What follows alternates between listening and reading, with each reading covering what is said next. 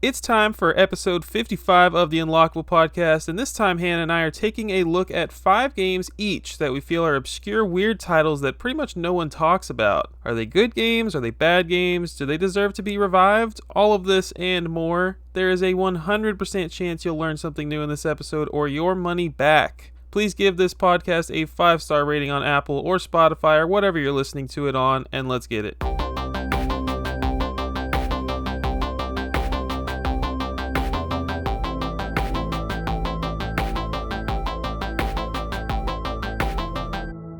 Welcome back to the Unlockable podcast. My name's Christian, and I'm joined, as always, by the Game Girl Advance SP herself. Howdy, partner. How's it going? I am just excellent. I look forward to the howdy that you give me every month. It's so good. Thank you. I only say howdy to you, pretty much. You are a Texan, tried and true. That's true. Half of me is. How are you? I am good. I wish recently I've been, kind of busy. Wish I had more time to play some games. And I know that's silly coming from me considering I don't play games. But, yeah, super busy. I just recently had my family reunion. So we had a bunch of my family, cousins, aunts, the whole shebang. We have a big family. That was a lot of fun. A little stressful, cooking for everybody, cleaning up after everybody. But, yeah, it was a good time. Tell us about the hurricane. How you doing? Oh, yeah. So we got a direct hit. Well, yeah, I mean, we got a direct hit. It was not as bad as it could have been, which was nice. But I left and I went to North Florida and hung out with my aunt. But when I came home, my parents' house was fine. A lot of trees and stuff down, a lot of branches down, moss everywhere. But as far as house damage, it was fine. The water level was fine. And then my apartment downtown, which is close to the shore, was completely fine. My roommate stayed, and it only lost power for like 4 hours, so we were pretty good. Wow. But we were part of the lucky ones. I mean, it's like one neighborhood will be completely underwater, completely damaged, and the next neighborhood over is fine. So it's just kind of random like that. Was it just not as bad as they were expecting, like in general for all of Florida? Yeah, so we kind of got lucky. Specifically where I am, we were kind of in the eye of the storm, and where we were positioned and like the track that it was taking, we were on like, there's like a dirty side and then there's like a regular side. We were not on the dirty side, so we definitely lucked out. And yeah, it was a level, or it was a Cat 5. Yeah, Cat 5 when it was in the Gulf, but then it dramatically weakened by the time it got to us. So yes, we got very lucky, but it could have been so much worse. I'm glad I don't have to go find a new co-host. Yeah, right? I'm glad my freaking stuff didn't go everywhere. It's all in my parents' house. I could just imagine it flying all over, and I come home and my games were all scattered across the yard. But alas, it was not. So happy. On a sad note, I have a friend who I just went to a comic book convention with a few weeks ago. He actually lost so much stuff in a storage fire. I feel like you never hear about that happening. Oh, no. Like, I don't know. Like, that's just such a bizarre and insane thing. And it's not like they're going to pay you back for everything you had in there. That's just like, you're just out all that stuff that you trusted was going to be fine in like a freaking AC storage unit. Like, that's crazy. I would be devastated. That is awful. Oh my God, that would suck. How do you, you get a call one day, it's like, hey, all your stuff is gone. Yeah. Dang, that is horrible. So sorry. Yep. Anyways, let's talk happy things. I am doing well. This is actually, as of about 90 minutes ago, I just started vacation. I'm off for like Wednesday, Thursday, Friday, Saturday, Sunday, Monday, because my boy Tyler, I think I told y'all last episode, my boy Tyler is coming into town. Craig is also going to be flying down to Texas and just going to be hanging out with like 5-6 friends. It's going to be a great time off. I'm very excited. Heck yeah. So he's flying in tomorrow, so we're knocking out the podcast tonight. Nice. But yeah, everything else is good in your life. All is well. Yeah, man. What about you? Yeah, doing well. Life is good. Let's kick this podcast off here. It is October. We are not really doing a Halloween themed episode, but we are doing a fun episode. That's What do you Halloween have to say? adjacent. Come on now. Dead. Things dead. Come on. Well, tell the audience what we're talking about today. So we are specifically talking about dead franchises that have been long dead for a while. I think we settled on 10 years, at least 10 years. And people have just kind of forgot about them. Or honestly, they didn't know them in the first place, which is probably why they stopped making them.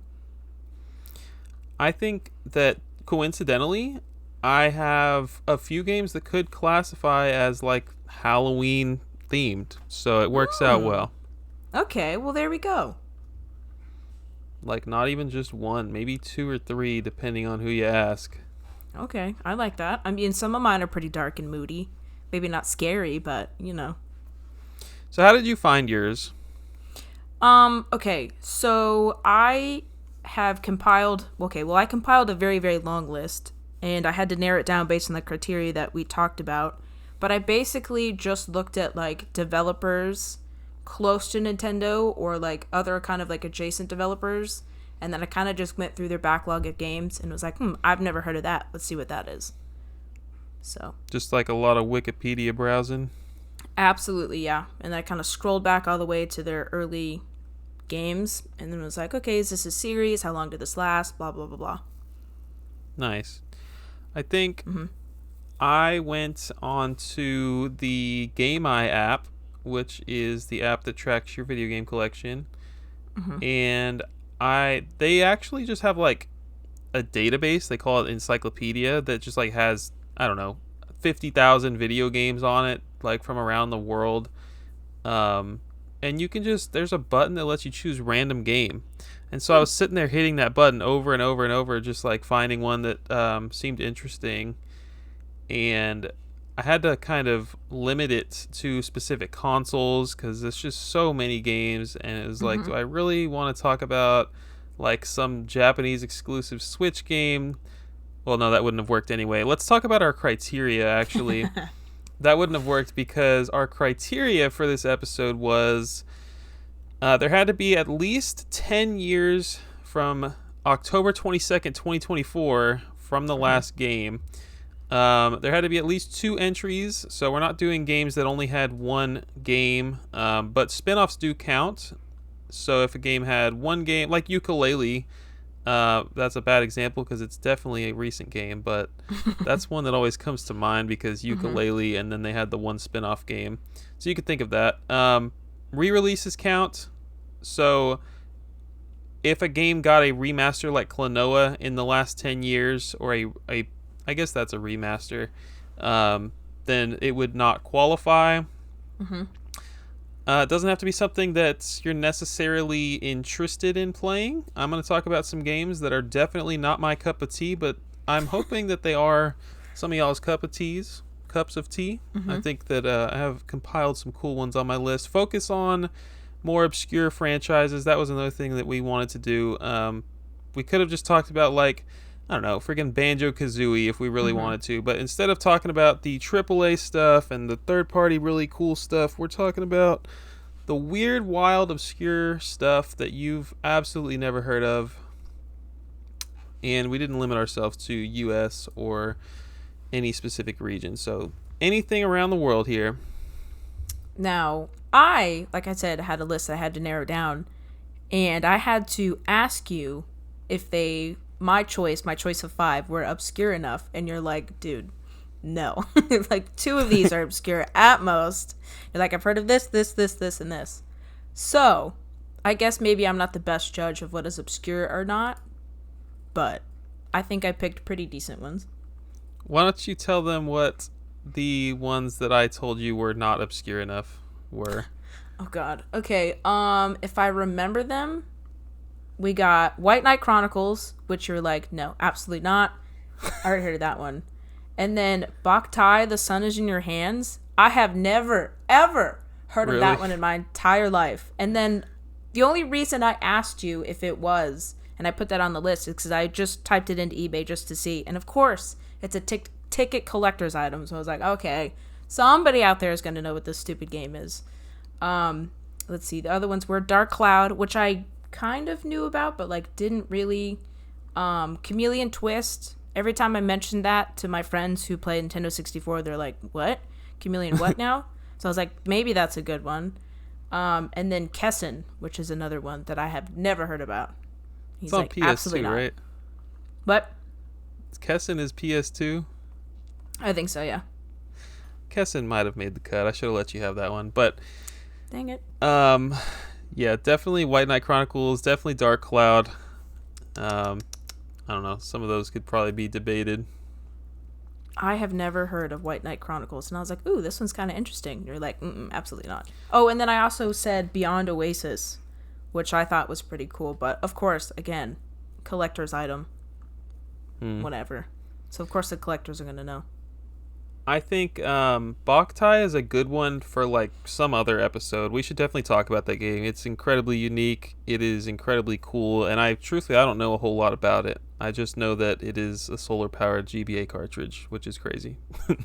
Yeah, I was like, dang, this is gonna be so cool. Hopefully, nobody's ever heard of this, and you're like, no, not on it. Absolutely not. Rejected. All right, I'm gonna kick us off here. I'm gonna go first. I'm not gonna ask if you want to go first. Okay. I'm just gonna be in charge here. We're gonna kick it off with Demon Stalkers. Hannah, how many times have you heard of Demon Stalkers? I think about it every day. Just kidding. Just kidding. This is a series I came across probably just randomly clicking on that Game Eye app because I have never in my life heard of Demon Stalkers. It is 10 years older than us, or than me. It is a game that came out in 1987. The sequel came out the following year. Both games were developed by Australian company Microforte and published by Electronic Arts. The first game, Demon Stalkers, The Raid on Doomfane. This is a Commodore 64 and IBM PC game. It was pretty much, you'll see everyone on the internet saying it is a clone of the classic arcade game Gauntlet. You ever play any Gauntlet in your day? Absolutely not. I think that would be a fun one. Not the OG Gauntlet, but like one of like the PS1 or N64 Gauntlet would probably be a fun one for you and me to play co-op. I think it would be a blast, actually. I don't have much experience with Gauntlet. I did own that arcade 1-Up cabinet that had Gauntlet on it. But yeah, that 80s Gauntlet is not for me. Okay, solid. Apparently, this is a really good clone with like enough uniqueness that it's worth playing for fans of Gauntlet. Your mission is to fight through a dungeon to kill the head demon. Pretty basic stuff. Along your path, you're just killing all kinds of beasts, looking for keys to open doors. You can pick up scrolls to get hints on how to progress and kill certain enemies. This sort of adds an extra layer to the Gauntlet formula, where you have a little bit of riddle solving to do rather than just kill, kill, kill. You pick up items and armor to power up your character. It has 2-player co-op, and it even had a dungeon maker mode, which is pretty neat. I would say that is like a really cool thing to include on a PC game like that. But yeah, that's Demon Stalkers, but that's like kind of, I'm not going to say it's a well-known game. You and I have never heard of it, but like in the Commodore 64 circle, it seems like it's not a hidden gem by any means. Like it seems like it had some legs on it 40 years ago. But the sequel, Fire King, is like quote-unquote hidden gem material that no one's ever heard of. People didn't even know Demon Stalkers had a sequel. So let's talk about Fire King. This one came out on Commodore 64, Commodore 128, and MS-DOS.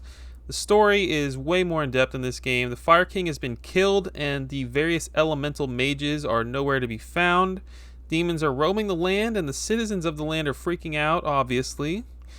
So you're on a mission to figure out who killed the Fire King and take them down. So the game is super story heavy throughout the whole game, not just like a big lore dump at the beginning. There's story throughout the whole thing. You get to choose from one of 6 characters in this one, and each one has like different stats. So it's not just like appearance and visuals, like they actually have different stats, which is neat. There's a massive graphic and sound upgrade in this game. And it's more than just a dungeon crawler now. So there's a lot of puzzles. You get to upgrade your character. There are secret areas to explore and discover, towns, forests, dungeons to explore. You can hold multiple items. One really cool item lets you disguise yourself as a monster, which is neat. There is a 100% chance, I believe this to be true, that this series will never be revived. It is 40 years old. No one listening to this has ever heard of it. Guaranteed. I watched gameplay. Fire King, especially, like, of the two games, looks like a really fun game. I actually added it to my list of games that I would like to download onto my Wii that is modded. That's like my one emulation machine that I have, because Oh man. I really don't do much emulation. I don't play a lot of ROMs, but I do have a Wii dedicated to that pirating lifestyle, and yeah, I think that I will play this one eventually. It looks like a cool game. Dang, gotta love those Wii's, man. So easy to hack. I mean, I can do it. Yeah, it's incredibly easy to put the homebrew channel on there. Dang. So which version would you play then?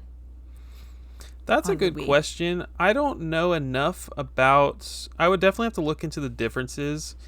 Like, I don't know which of the three PCs had the best version. That's a good question. I don't know. Very interesting. That one, see, you made it seem really interesting and really fun, but like I know when I look at it, it's just going to be like some squiggles and some lines and some dots on a screen. I'm like, It's maybe not. 1988. It's not archaic like that. It's it looks pretty good. Does it? Okay, cool. I'll take your word for it. Interesting. Okay, my first one is Evergrace. Wow. Okay, so I tried to be. You're gonna see a theme here, and it was not my fault. I tried to pick ones from different consoles. It just so happened that these are all from like the same. So I apologize for that. But anyway, this is an action RPG developed by From Software, which honestly, if you had told me they had done other games besides the Souls games, I would not have believed you. It's been like, yeah, they do the Souls games, and then they had that one really good one, Elden Ring, that everyone was crazy about. Yeah, that's them. But they've been around for like a forever, like Right. so long. Anyway, this game released on the PS2, published by From Software in Japan, but it was published by Age Tech in the US. And then it was published by Ubisoft and Crave Entertainment in the EU. So they got it over there. It actually was a launch title for the PS2 in the US, which, how could it fly under the radar if it was like one of the only games available for it? I don't know. Interesting. Released on October 26th of 2000 in North America. So another theme amongst like PS2 games at the time is like they were all voice acted. Like every single one on this list I looked into, everything is voice acted, and it's so horribly awful. Like you get that one voice actor who just shines, and then other ones are like deadpan, emotionless, can't even say the words right, just horrible, awful. This is one of those. It's not very good. But anyway, you can choose between two characters to play as, either a sword wielder named Darius or a girl named Charlene. Each character has their own paths that kind of intertwine and entwine during the story, so you have to play like both of them to get like the full story from both of their sides. They have their own weapons and their own attacks, so it's kind of like a replayability thing. You upgrade your character by upgrading your equipment instead of like by gaining experience by beating enemies and stuff. And there's also another way that's kind of hidden, I would say, to upgrade your stats. And apparently there's berries that enemies drop, so you can just like farm these berries off of your enemies and keep doing it over and over and over and over again, and then you gain one experience, or like 1 point towards whatever stat of your choice. So it's like you can literally sit there for a couple hours, farm these berries, and go from 0 to 99 in a skill, and like super quick. But I think that's kind of why they hit it. It's like a special little hidden secret there. Anyway, you can upgrade your abilities by adding specialized crystals to your various equipment. There's also a durability system for your weapons, which I think is kind of ahead of its time. So as you use your weapons on enemies, they'll take damage and you have to repair them, otherwise they break. You can change your equipment to fulfill various needs. So like if you're fighting a fire enemy, you might want like a stone or like an ice armor. You can change that at any time. The world is 3D, combat is real time, and it uses a stamina system that is tied to your health bar, so you can Like, you have certain amount of stamina that you use when you attack, and there's like special attacks that use more, have to be charged up, blah blah blah blah. But here's also something I didn't know, that the freaking PS2 DualShock controllers are pressure sensitive, so like depending on how hard you hit the button is like how hard and how much damage your attack does. Did you freaking know that? Which button? All of the buttons, all of the buttons except for I think the analog sticks that they said are like pressure sensitive. It says that it can detect 256 types of like pressure. I don't know what that means, but that's news to me. I know, but that's cool. The more stamina you use, the more damage it does, obviously. There are special attacks, like I said, that use more. Another cool feature in the game, which is called something specific, it's called the paper doll system, which allows the player's characters to wear the armor, like in the cutscenes and stuff, which obviously seems pretty standard now, but it wasn't back in the day. But it's called something. The paper doll system. Pretty cool. You can also change the color of your equipment to match your character if you want. Again, ahead of its time. Super cool. From the reviews that I saw, it seems like the game is pretty easy. The bosses are really easy, but they have like really cool designs, and the music was really good. So they said if you're like a hardcore RPG fan, then you might enjoy this one, but the controls were kind of funky, kind of hard to learn, and then the camera, of course, got in the way at every turn. So might be for you, might not be for you. And then the second one, which is the last game, also the second game. The second game in the series is called Forever Kingdom. I don't know why they changed the name here just to confuse us over here in the US, but it's called Evergrace 2 in Japan.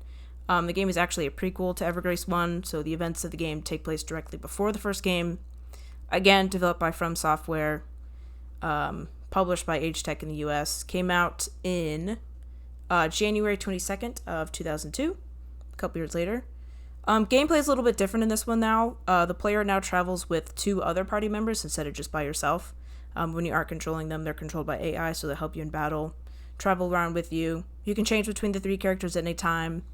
The characters are cursed in this game, though, which adds kind of a level of difficulty, and they all share life force. So, like, if they get hit, you get hit.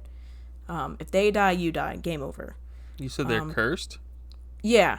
So it's like a curse that they place on you at the beginning. It's just whatever. A gameplay mechanic, but makes it a little more difficult. You can upgrade your weapons again instead of XP leveling to get stronger. You can do combo attacks in this one, though, so you can chain them all together if you hit the right buttons correctly. Stuff like that. And then this game received mixed reviews. Pretty average, scored 60s and 70s out of 10, so not super great, which is probably why they didn't make any more. It's not even expensive. It's just, I'm looking at Evergrace right now. Yeah.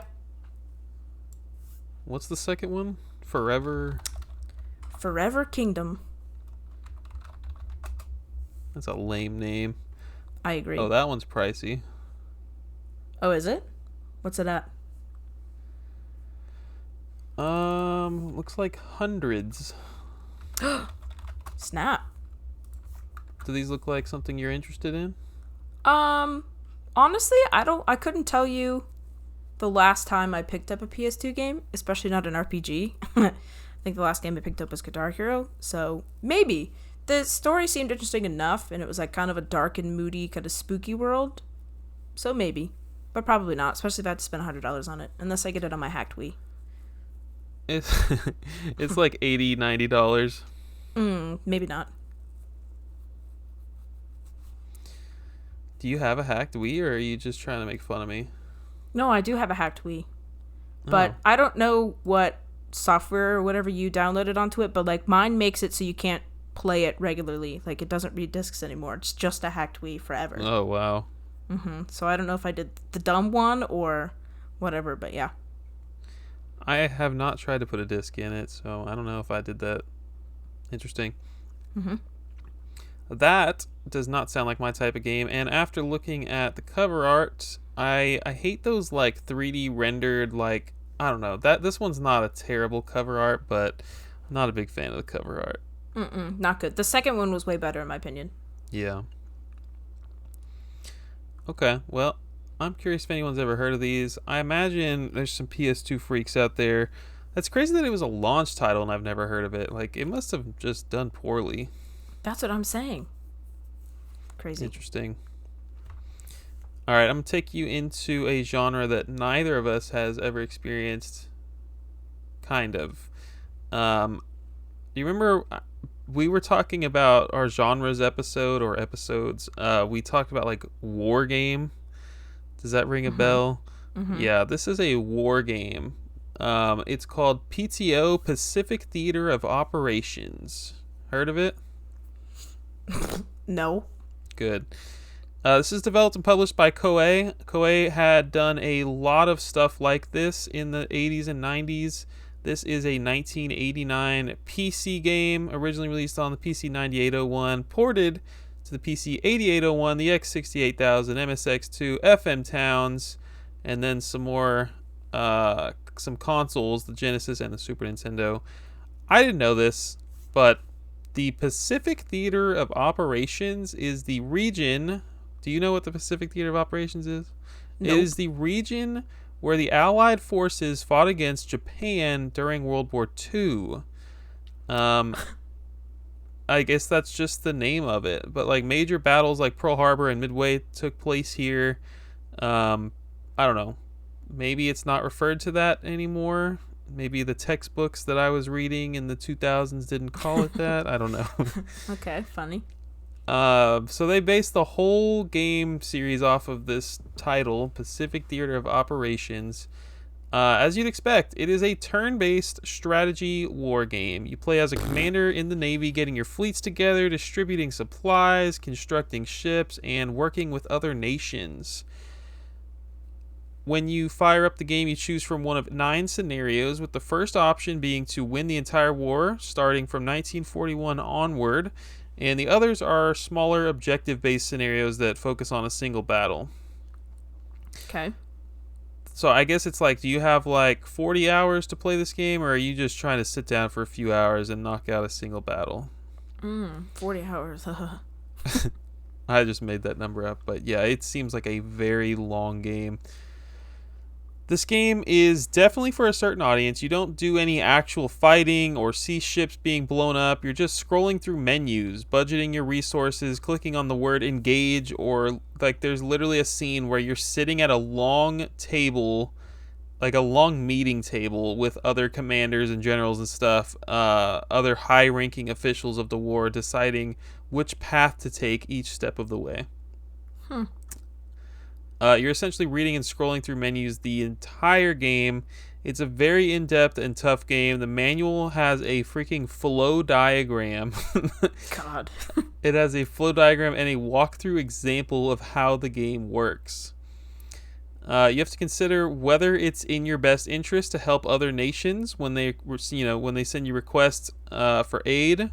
You have to deal with tired soldiers who have been at war for too long and need a break. Constantly have to be looking at your resources, making sure you're bringing in enough money.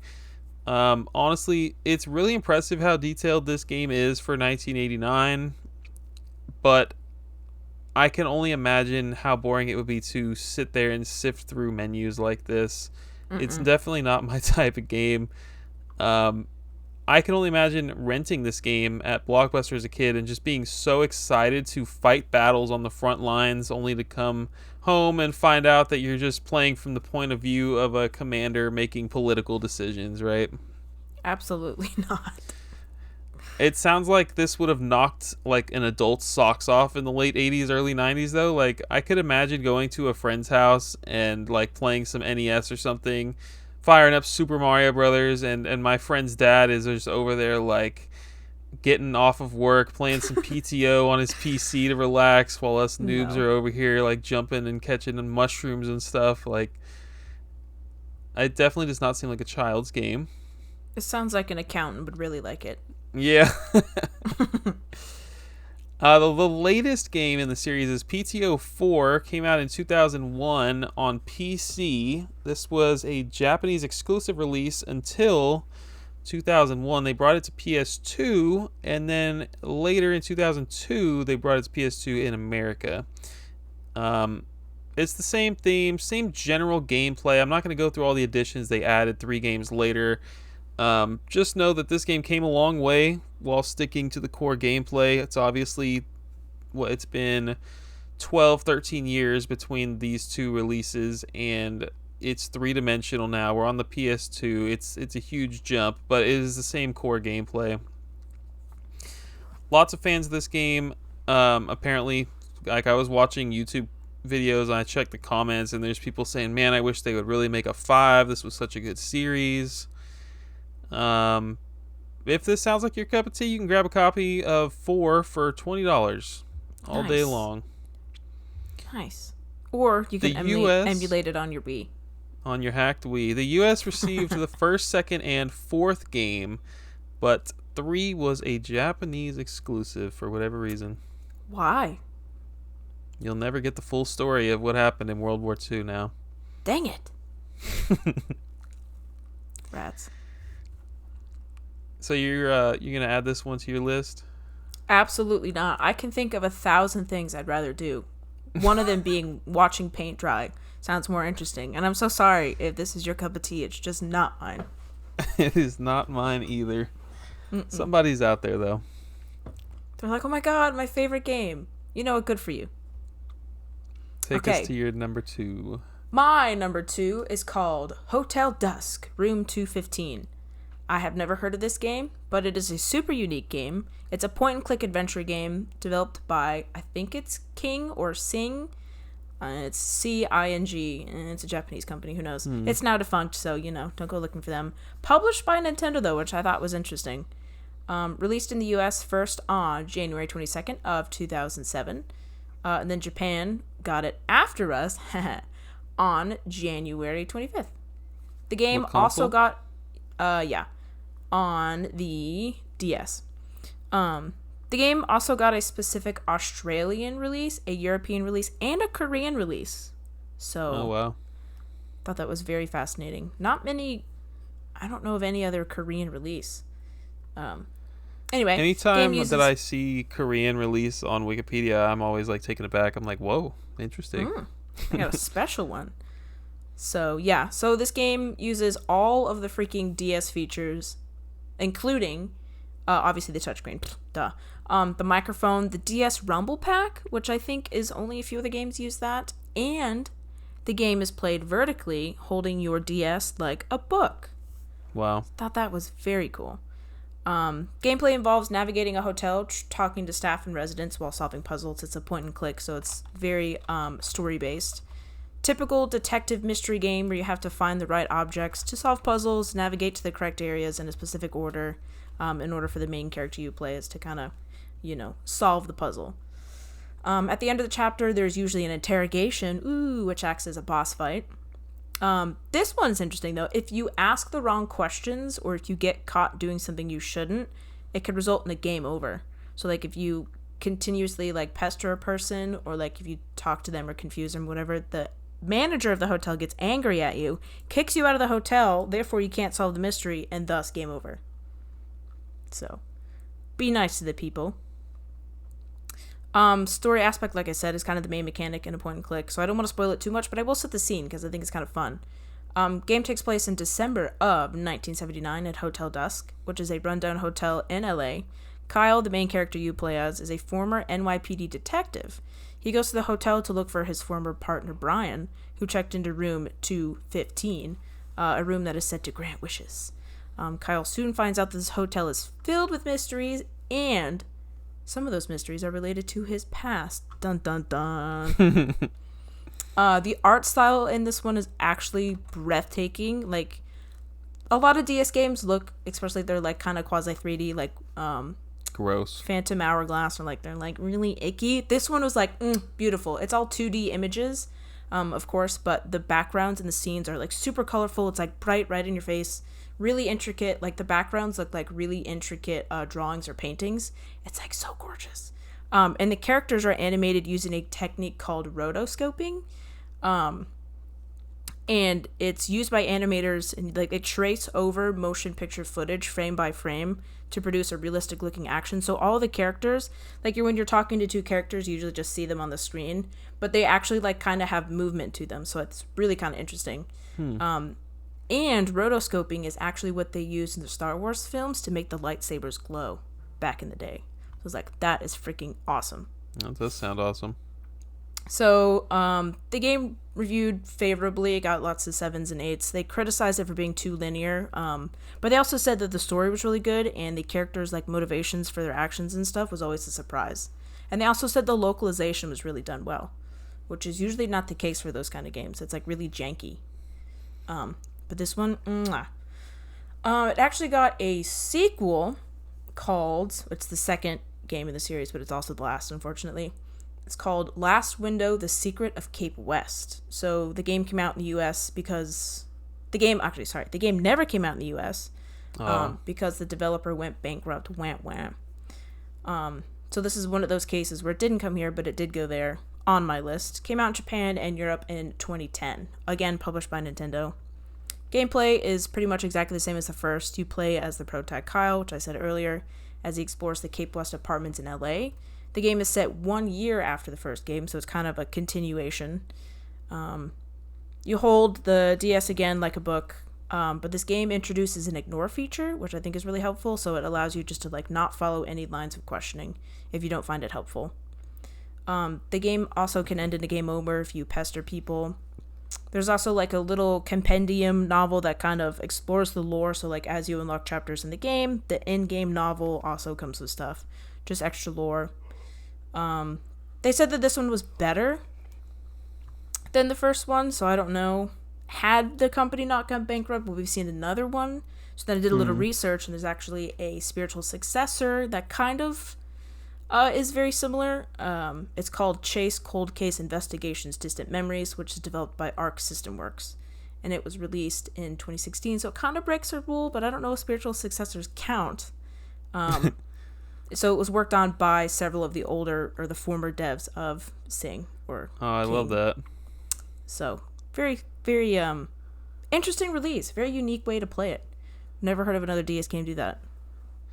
Yeah, so I think that you mentioned the localization being really good. It had to be because it was published by Nintendo. I think the publisher usually handles that. They're obviously not lacking in the funds area. I think it's very interesting that it was published by Nintendo. I'm definitely going to add this to my list, at least to buy. I was looking at the back of the box. It looks pretty cool. I like the idea of holding it sideways. I like the idea that this is just like a freaking novel point and click game that they also decided to add in Rumble. Like, they really were going all in. Like, I wonder how much Nintendo is like egging them on to be like, hey, you should add this gimmick, use all of the DS's capabilities. I had the same thought, but hey, I guess it worked in its favor, so it's fun. Yeah, except that they went defunct, so maybe not. Yeah. Well, and I tried to look at like sales data and I couldn't really find anything on it, so that was unfortunate, but I assume it was probably decent. I hope. Maybe. That's a cool one. Do you think it's something you'd enjoy?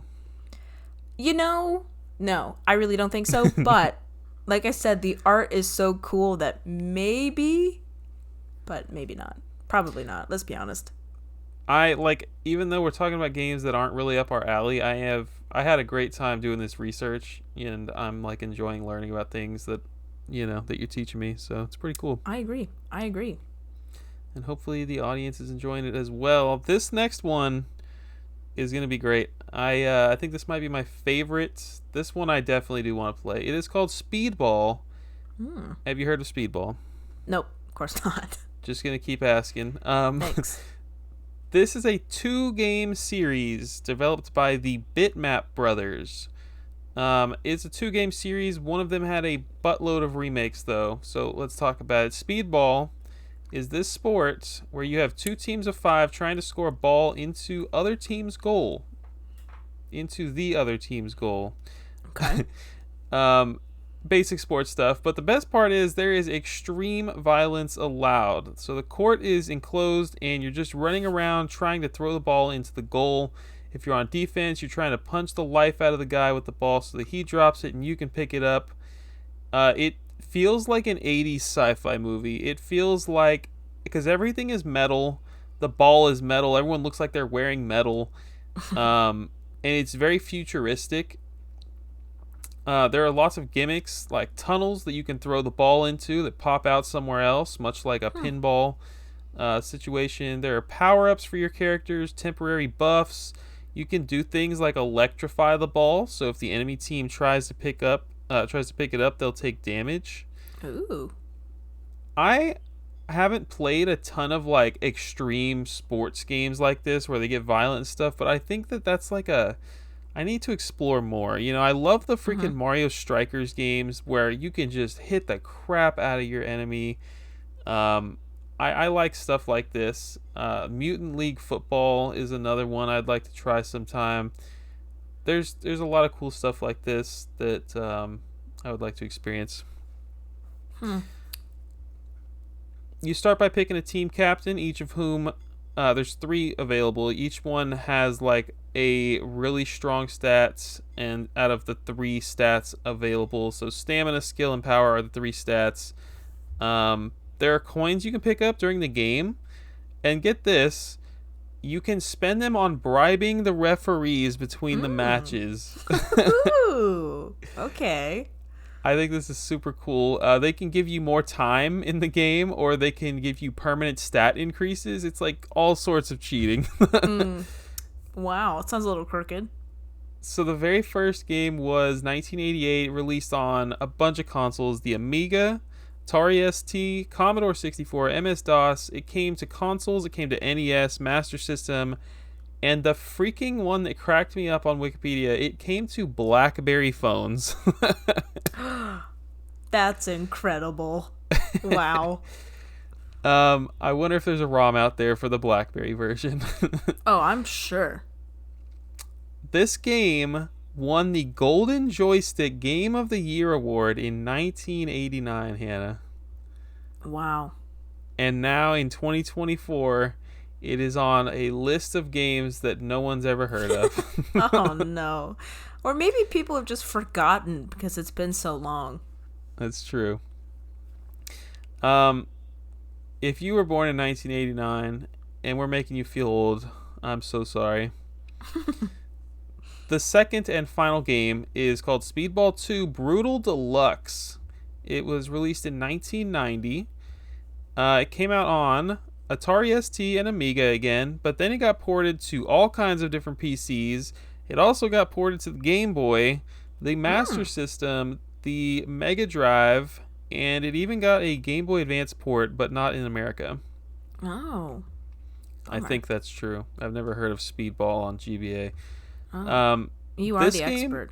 I appreciate it. This game introduces a story to the series, and so the original Speedball League got shut down due to corruption that was taking place. So that's like probably a callback to the bribery that they were doing in the first game, which I think is super cool. No kidding. The game was faster, it had more power-ups and a ton of depth to the game. You could now get score multipliers. You could now have 9 players on each team as opposed to 5. And now there's injuries and substitutions. And after 3 substitutions, they just put the injured dude back in. So if you get your dudes injured 3 times, they just got to start playing with one of the dudes that's like, you know, in a lot of pain. So he has a lot of stat buffs and he sucks when he goes back in. Bummer. There are 5 game modes. This game honestly looks insanely good to me, and apparently it has a huge following even today because it was remade and ported multiple times. I mentioned all the ports earlier, but then it was also released on PS1 as Speedball 2100 in the year 2000, coincidentally. This is basically just a 3D remake of the game. It was apparently slower, not as good, and it's got those ugly early polygonal PS1 graphics that I can't stand. It came to Xbox Live Arcade in 2007. Got delisted. Can't purchase that anymore. Thanks, Oh. Microsoft. Actually, it's not Microsoft's fault. This was before the store went down. This was because I think the developer went out of business or something like that. Um, Regardless, thanks a lot, Digital Media. Got remade on Steam in 2007 or ported, one of the two. It was got Speedball 2 Evolution came out on iOS and later got brought to PSP and PS3 digitally. So this must have been an early iOS App Store game. I suppose I could have checked the App Store before recording. Maybe it's on there right now. Could be. It could also be on the PS3 store. I'll have to check that out. But then finally, 11 years ago, barely making the cut here, Speedball 2 HD was remade for Steam in 2013. Ooh, you just made it. So this is a really cool one. I'd love to play this multiplayer, but I can't see myself sitting around my PC with friends to play this game. I need it on a console, and unfortunately, the 360 was probably the best way to enjoy it on a modern platform. I will have to check the PS3 store and see if it's available there. Looks like a fun party game. Didn't you say the developer went out of business? Yeah. Ah, shame. So who owns it? I wonder if it died with them. That's a good question. I don't know if it was the original developer that went out of business or if it was the developer of one of the remakes. I don't know. Gotcha. That one sounds interesting. I like violent sports games. Would like to try it out. I would pick it up. I would play it for an afternoon and then probably never again. Because of its cult following or whatever, like I could see it being revived for, I don't know, a remake, a sequel. I could see it coming, maybe like a limited run games type of release, depending on who owns it. I could see it. I feel like this is like a Windjammer or whatever that game is. Windjammer's kind of game. Yeah. Well, the cult is very quiet because I've never heard of it before. It's a very, very quiet cult. Okay, this is one that you said I could keep on my list because it was obscure enough. It's the Lost in Blue series.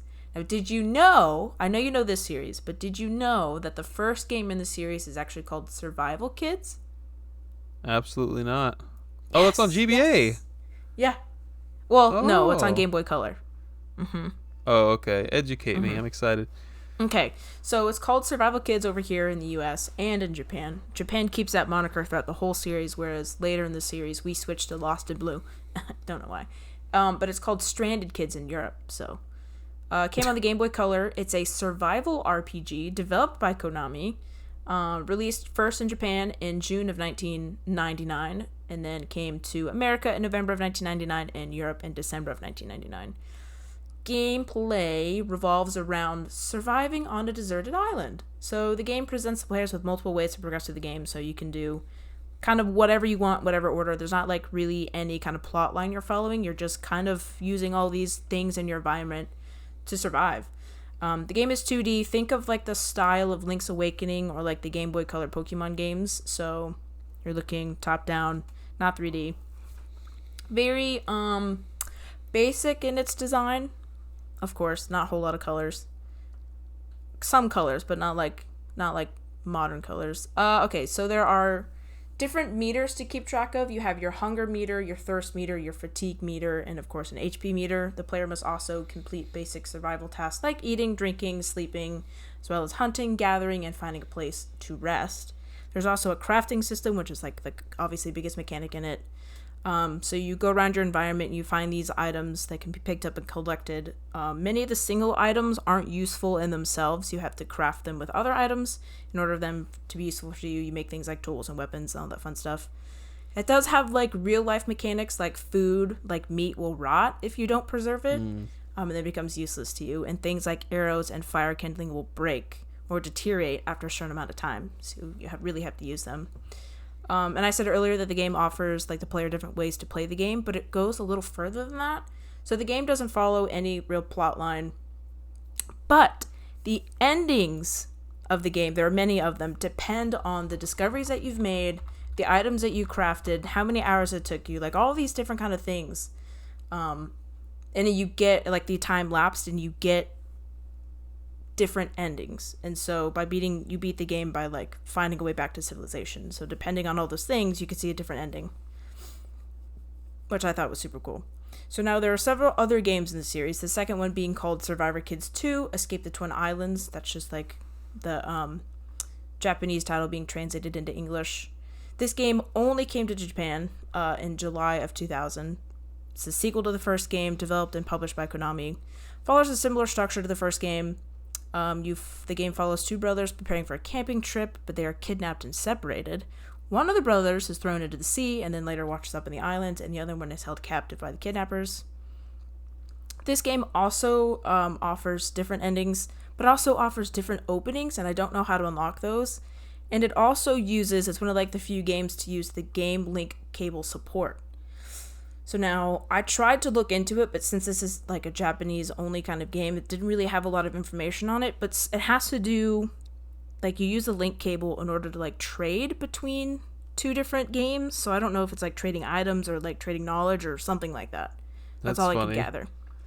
So no idea what it is. So then we get the jump to the Lost in Blue name. Like I said, is only in the US. I don't know why they decided to switch it up, but they did. Japan retains the Survival Kids moniker. And so in Japan it's just called Survival Kids Lost in Blue, but over here it's just called Lost in Blue. I don't know why. The game came out in Japan in August 2005, North America in September of 2005, Europe and Australia, again, got another Australian release, in November of 2005. Again, this was on the DS, so it makes the jump to 3D. The game utilizes the feature of the DS like the touchscreen and the microphone, so it's another one of those games that kind of utilizes these unique features. For example, when lighting a fire, the player must alternate hitting the L and the R button to kind of like gain the friction of rubbing the wood together. And get this, and you blow into the microphone to get the fire started. Oh my gosh. How freaking cool is that? Dude, I say it all the time. I love that gimmicky crap. Mm-hmm. I love that. Mm-hmm. It's so neat. So this one, again, it follows two characters, Sky and Keith, who are deserted on an island, and you must use the surrounding environment, obviously, to survive. Besides the DS features, the gameplay is similar to the other titles. A lot of the action is like actually done on the touchscreen, and the top screen is just for like all the gauges and stuff you have to watch. You play as Keith, who has to lead Sky around the island because she has poor eyesight. But then later on, when you beat the game as Keith, you unlock Sky mode, which is basically like a hard mode. You play from her perspective, but she still has like all of these kind of ailments, so she can't like climb as far, she can't adventure as far. So it's basically hard mode, which I thought was cool. The game, again, has multiple endings, and apparently it has so many endings that like every time you play the game, it'll probably be different, which I thought was cool. So the next two entries in the series, which is technically the fourth game, is Lost in Blue 2. This one was actually developed by Matrix Software, but published by Konami. Released in 2007 for the DS. It's basically the same mechanics, yada yada. Next game, Lost in Blue 3, again developed by Matrix Software, published by Konami. Released in 2007 in Japan in 2008. In the US in 2009. In Europe, again on the DS. But then the last game in the series just totally tanked the whole series, and it's why it's not really a thing anymore. It's called Lost in Blue Shipwrecked. It was on the Wii, published by Konami, but developed by Hudson Soft. Oh, wow. I don't know what happened there to have them get it. But released in Japan 2008, North America in 2008, and then even later, 2008 in Europe. Gameplay, basically the same. You still have the meters and the crafting and the blah, blah, blah, blah. But in this game, there's a pet system, which I think is why the game kind of tanked. You wash ashore with your pet monkey, and later you meet a girl with her dog, and so you kind of point them in like the direction of where you want them to go. So you don't actually control them; you just use the Wii controller to point, and it's just like kind of pointless. They're slow. They don't really do a lot for you. Another mechanic you can do is you can pack your lunch and eat it while you're adventuring, so you don't have to like go back to camp and eat. So I guess that makes it easier. And also, you're always close to a source of water, so your thirst meter is never really going to go down, which they said also makes it way too easy. It was like kind of the fun. You have to go out and really adventure and then come back before your meters were down. And the older ones. You already know that you're starting that fire with the Wii Remote and Nunchuck. You know, I don't know. I didn't look that up. We'll see. It didn't really seem like they utilized the Wii Remote like they did with the DS, which is a shame. They describe the gameplay as lacking, and it feels more like a budget title versus like an actually really fun like adventure game. They described it more like a mini game fest for casual players rather than like a cool survival Zelda on an island. Wow. So, I know. It's so sad when they just taper off because they suck. Thanks, Hudson. I know. And they usually make such great games. Yeah. This These one, are all I affordable. think... Yeah. This one would be, I think, one of the ones that I would play. But I'd probably either play the DS ones or maybe even go back to the Game Boy Color. Just because it seems like those are the better ones. It seems like... Yeah, I feel like of all the ones you've talked about, I'd probably start with Lost in Blue on the DS. Mm-hmm. Oh man, they're proud of that. They put the starting a fire on the back of the box just to show you what you're going to be doing.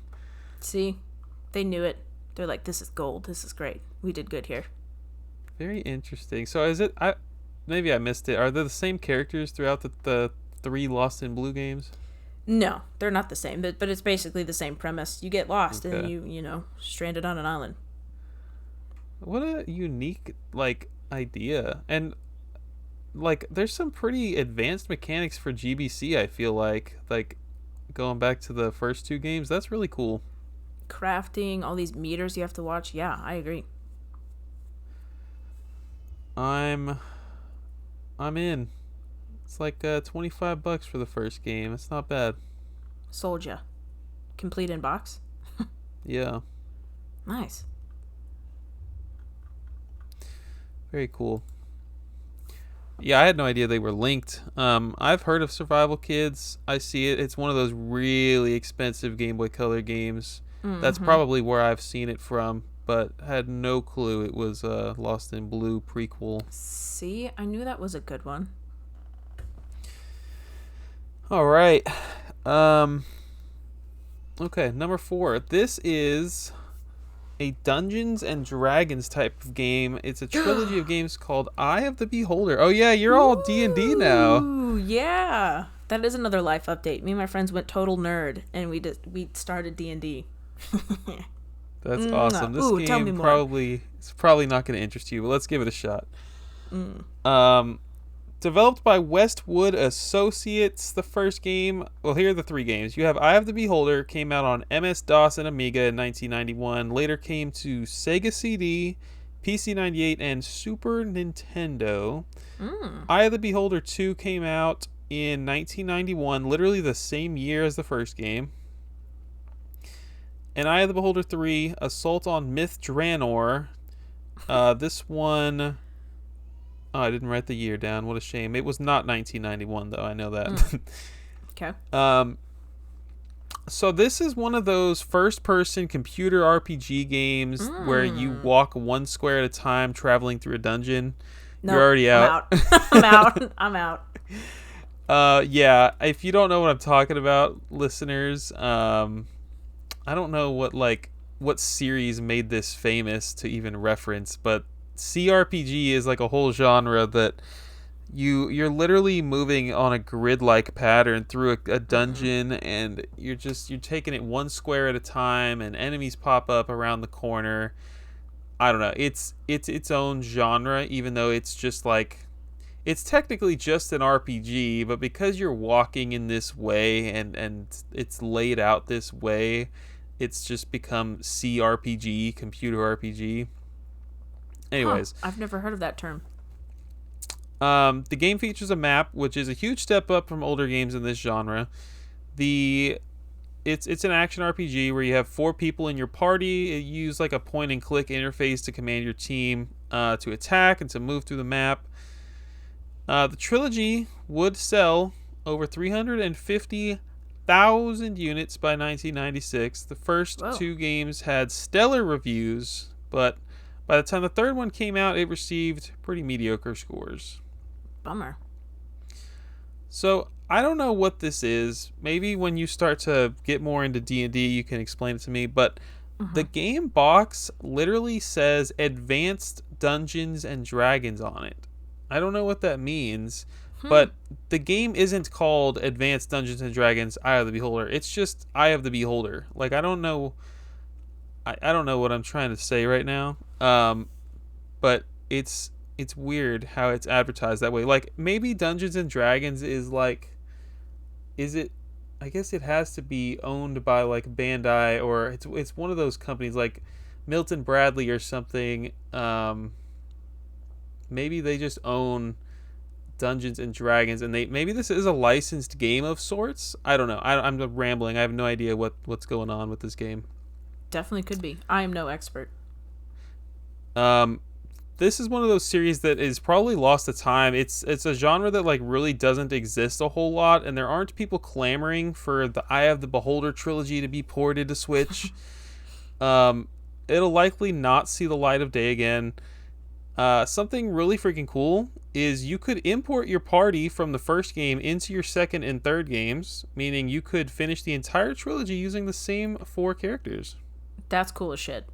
It's super cool. It's been remembered in recent years. I saw like an article as recent as 2015 as one of the best and most important Dungeons and Dragons video games of all time, which is apparently a pretty competitive list to be on. Okay. There was a magazine contest promotion for this game from February to October of 1991.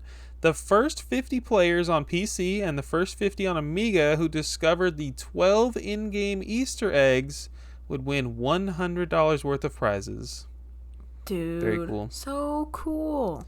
I know, that is something that is lost today. Like, we don't have stuff exciting like that anymore. No, that's so neat.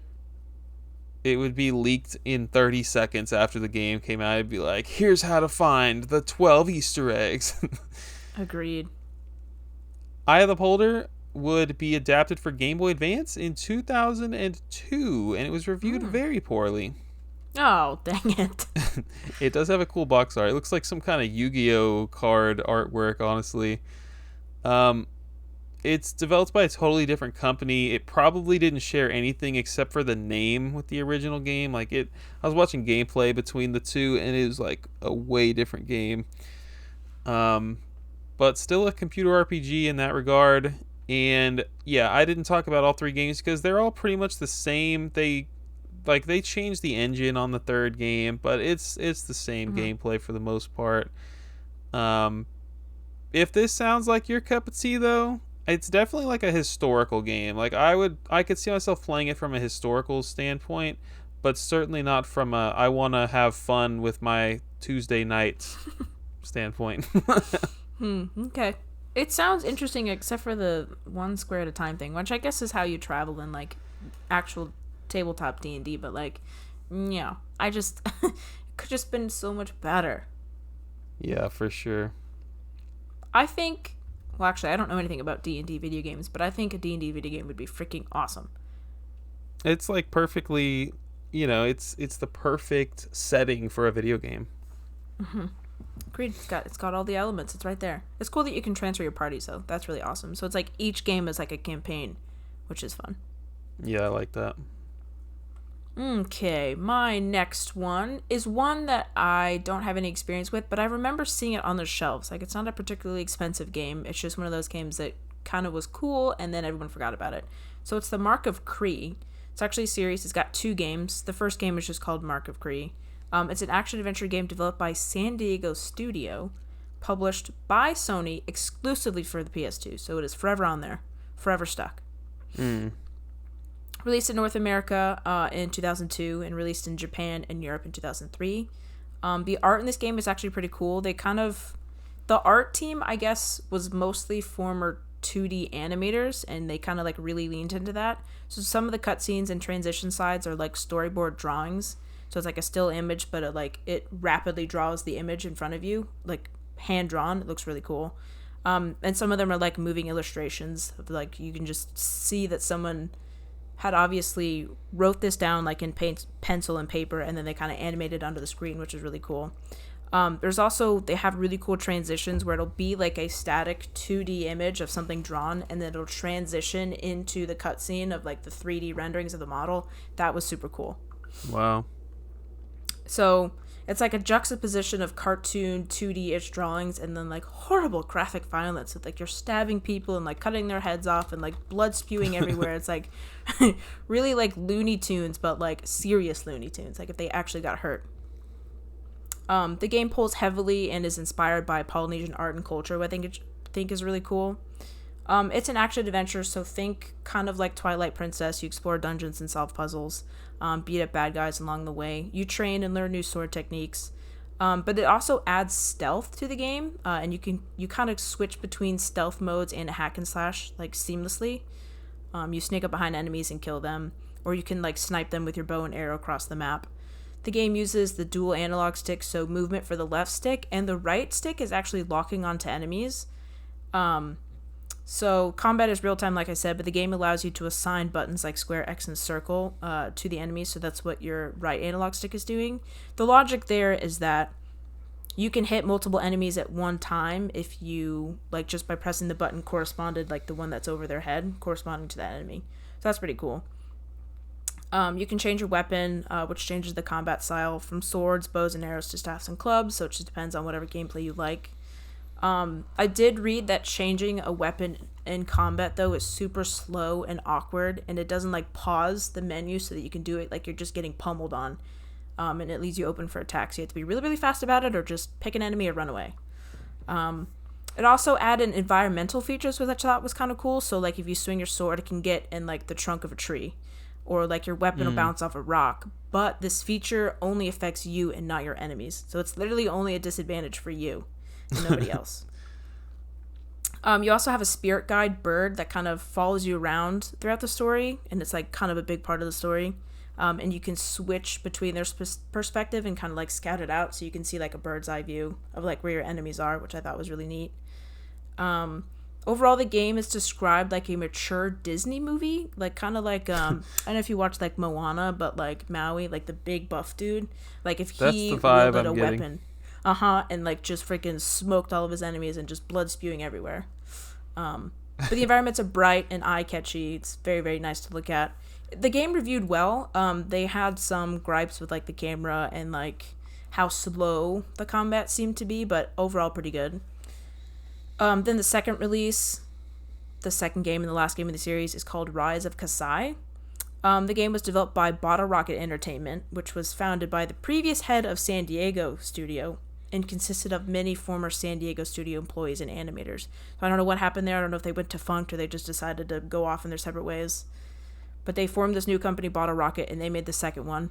Fun fact about them, though, they were developing Splatterhouse for Bandai Namco, but were removed from the project. So at one point, this company had their hands in Splatterhouse.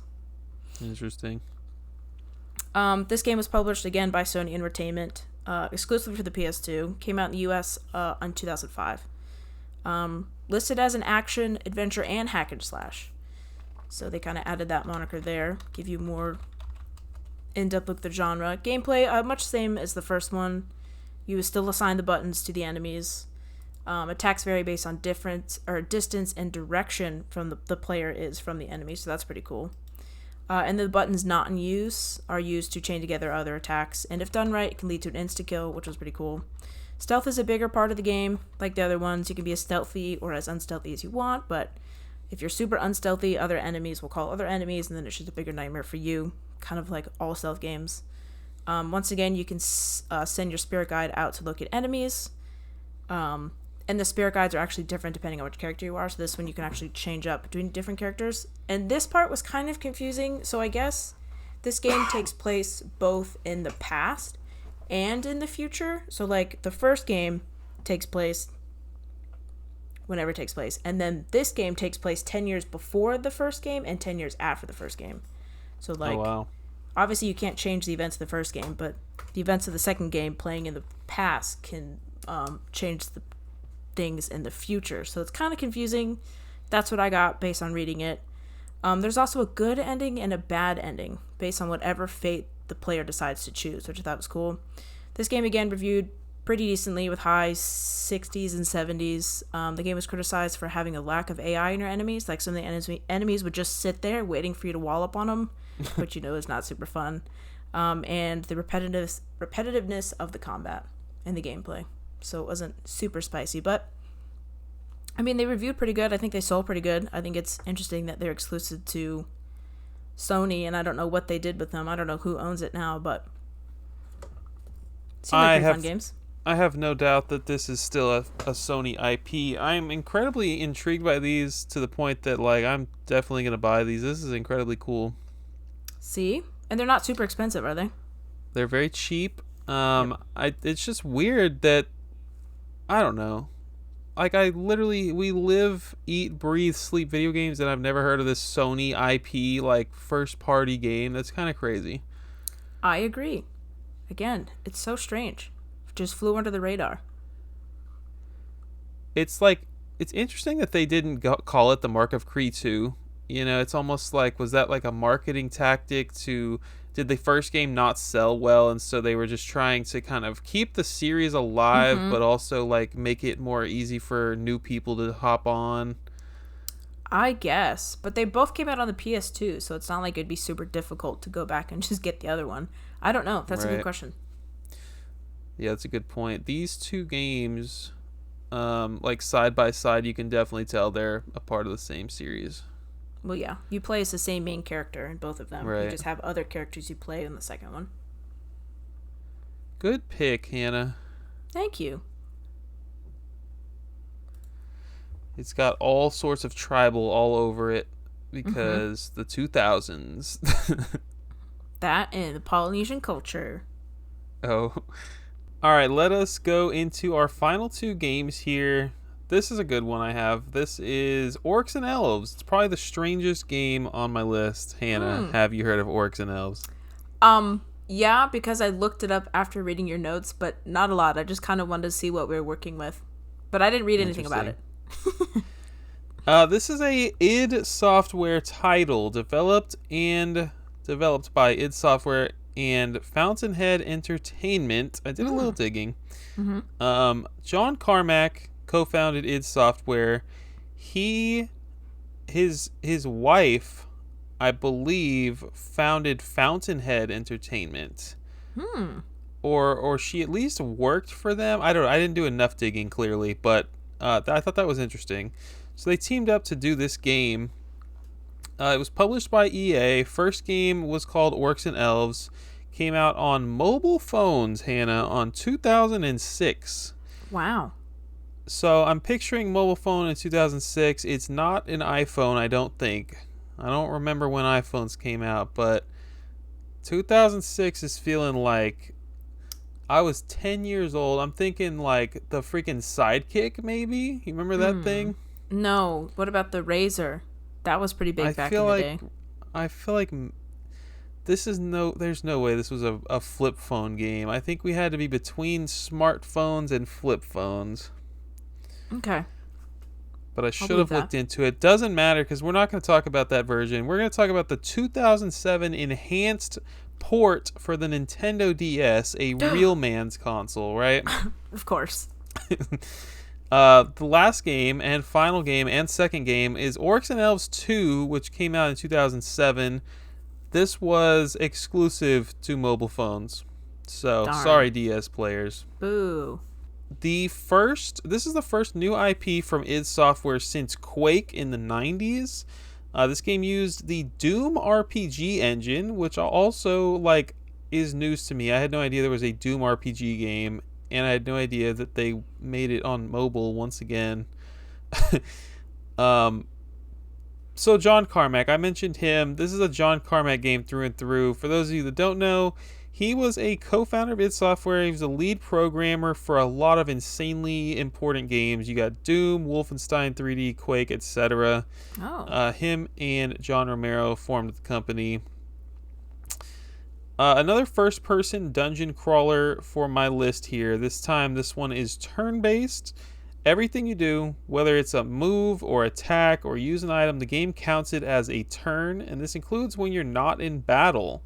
So I noticed that the long play that I was watching, this guy was traveling through a cavern, and he did something that triggered the ceiling to start caving in. Pretty scary stuff.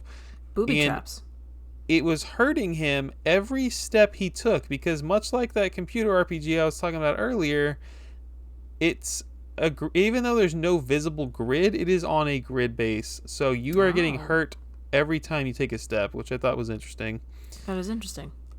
So keep in mind, this is 2007. It's kind of weird that we're getting a game of this genre on phones and the freaking DS. But I digress. The levels in the game are set up like a maze. You're constantly working through a cave or a dungeon, fighting off enemies that pop up in front of you. Much like Doom and other id Software titles, you explore these dungeons to go like flip a switch or pick up a key, and you can progress through the maze. There are tons of weapons to find throughout the game, like any good id Software game. There's also magic offense. The story follows an elf named Ellie who regularly travels with a talking wand named Elon. It's Elon, Okay. but with two L's. Okay. The Dwarf King is dead, and you're here to investigate. Super lame story, basic Aw. as heck, but sounds shockingly familiar to the Fire King, which I was talking about earlier. The reason I said this game is super strange is because it's yet another first-person dungeon crawling RPG, but it's 2006 on mobile phones and DS. The genre wasn't supposed to leave the 90s, and I seriously don't think too many people were playing this, but I could be wrong. The DS version did receive some exclusive editions, which I think is always cool. The game got really solid reviews on mobile phones, and I'm thinking it's because it was just way more in depth than, like, I don't know, Snake or Centipede. Right. I literally have no concept for what else was releasing on phones in 2006, but apparently Orcs and Elves was. Dang. So it got really stellar reviews on phones. It came to DS and it got like a 6 and a 7. It seriously does not look super fun to me. I'm probably not the target audience. The backgrounds of this game all look super similar from the gameplay I watched. Like, I feel like I would get sick seeing the same grayish, beige-ish freaking dungeons over and over. And that was a complaint that I read online as well. There's also no freaking music in the game. You're just like listening to grunts of angry demons and just like crawling through this cave in silence. No. Yeah. IGN gave the game Best RPG on the wireless category in 2006. The only RPG in the wireless category. It's so freaking funny. The sequel, being an old phone exclusive, has very little information about it online. Shockingly slim pickings. There are some long plays of the game, though, and I'm sure the ROM has been dumped. So, shout out to preservationists. Coolest thing about this game, Hannah, is that the DS game had a variant that included a wand DS stylus. Ooh, okay, I'm in. I'm into it. It's literally like a crooked, bent-up magician's wand. I am so in on this as a collectible. That's fantastic. Absolutely fantastic. Does it come in a big box, or is it just like in the game package?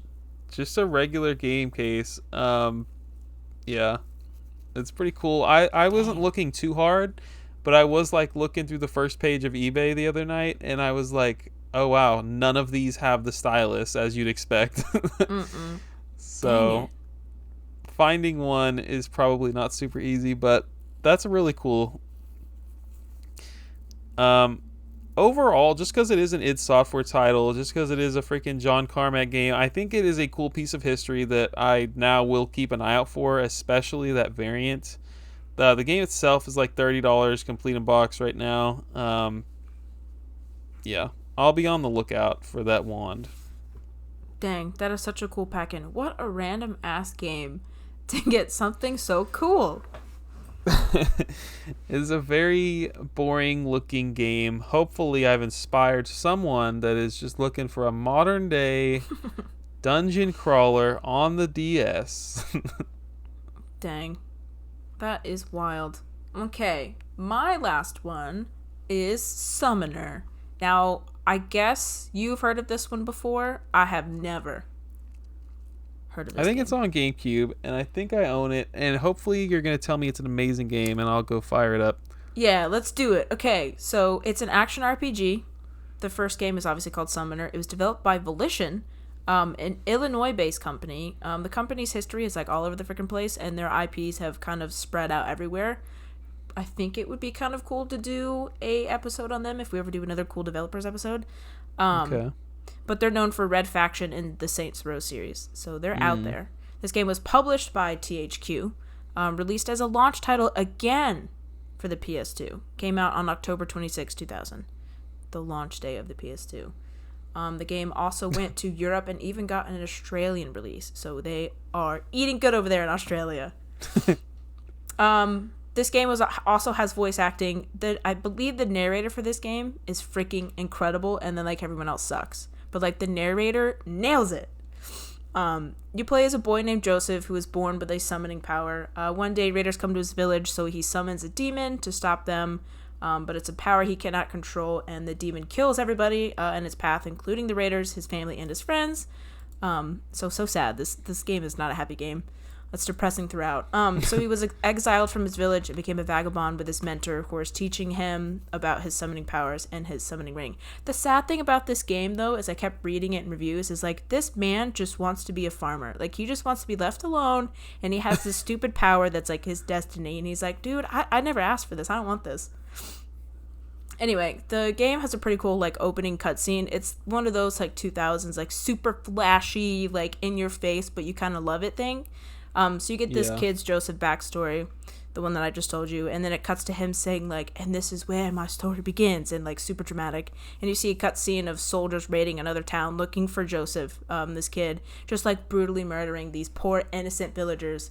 And then, like, all the dev names and, like, the publisher's logo pops up, and it's like, you know, THQ and Volition present Summoner, and it's, like, super dramatic. It's, like, just so 2000, so classic. And then it literally just throws you right into the action, and you're, you know, just finding out, like, what all the mechanics are and blah, blah, blah. But it, like, just throws you in. Super cool. Super stupidly flashy, but fun.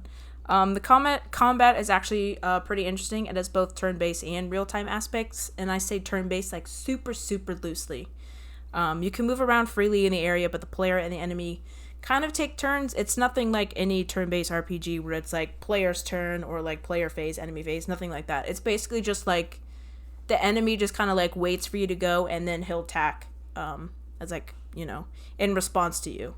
So it's very, very loosely turn-based. You can extend your turn with a chain attack mechanic. If you perform an attack at a certain time, then you can chain several attacks together, very RPG-esque. The summoning mechanic is also a big part of the game. You can summon monsters that will serve as additional party members to help you in combat.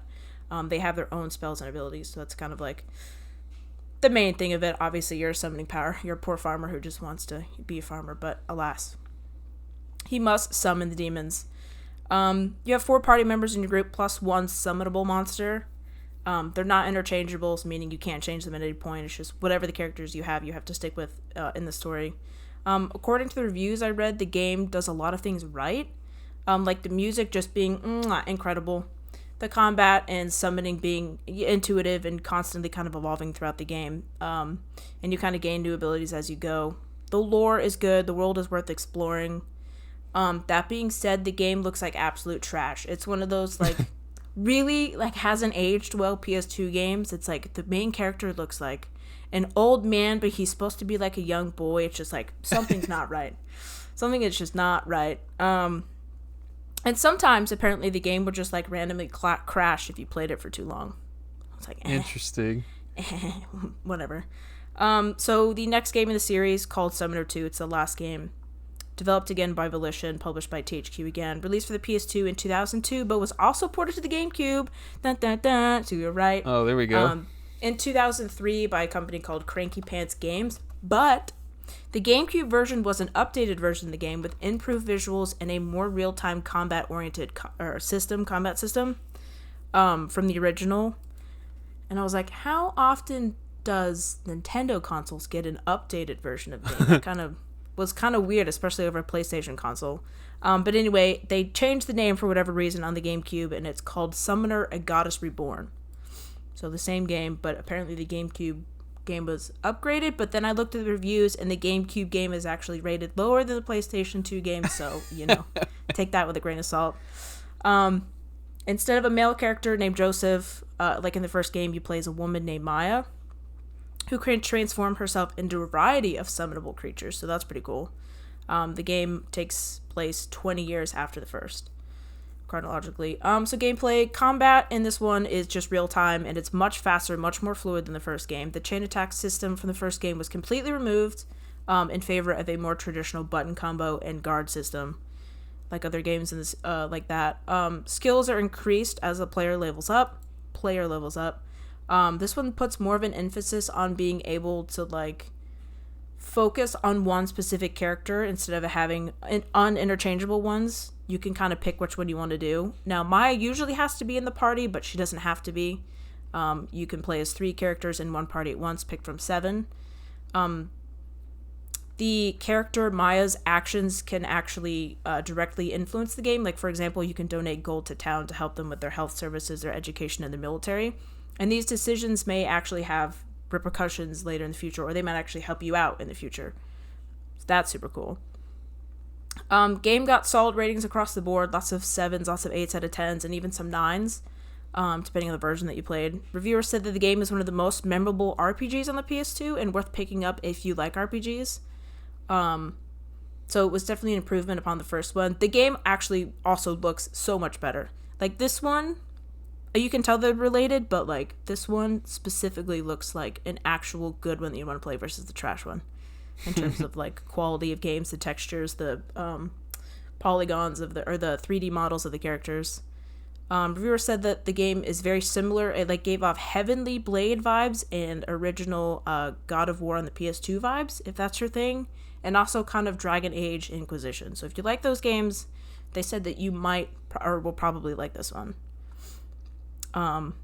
So yeah, experience. I had no idea that these games existed. You did. I did not. I feel like I've seen these games on the shelf, but just like they just went completely past me. I was like, I don't know this.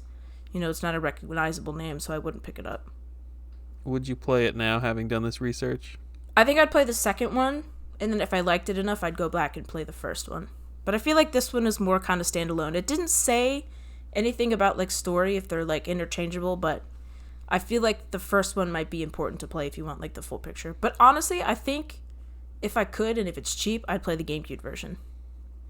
The fact that they dropped the 2 for the GameCube version makes me feel like you could definitely just start there. Yeah.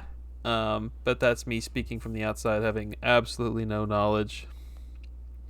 Yeah, I don't know, but it seems pretty interesting. Would you play it? I'm intrigued by the fact that it is God of War-like, you know. Never played Dragon Age Inquisition. What was the third game they compared it to? Heavenly Blade. Definitely never heard of that. Okay, should put that one on the list. I'm intrigued. I think it could be a fun little GameCube game. Solid. Do you have it? I bet you do. Yeah, dude. Nice. All right. 10 games that no one in the crowd listening has ever heard of. That's so cool. We hope, and if you have, no, you haven't. We have listener responses. Hannah, do you have the Instagram responses at the ready? I sure do. Come on now, this isn't my first rodeo.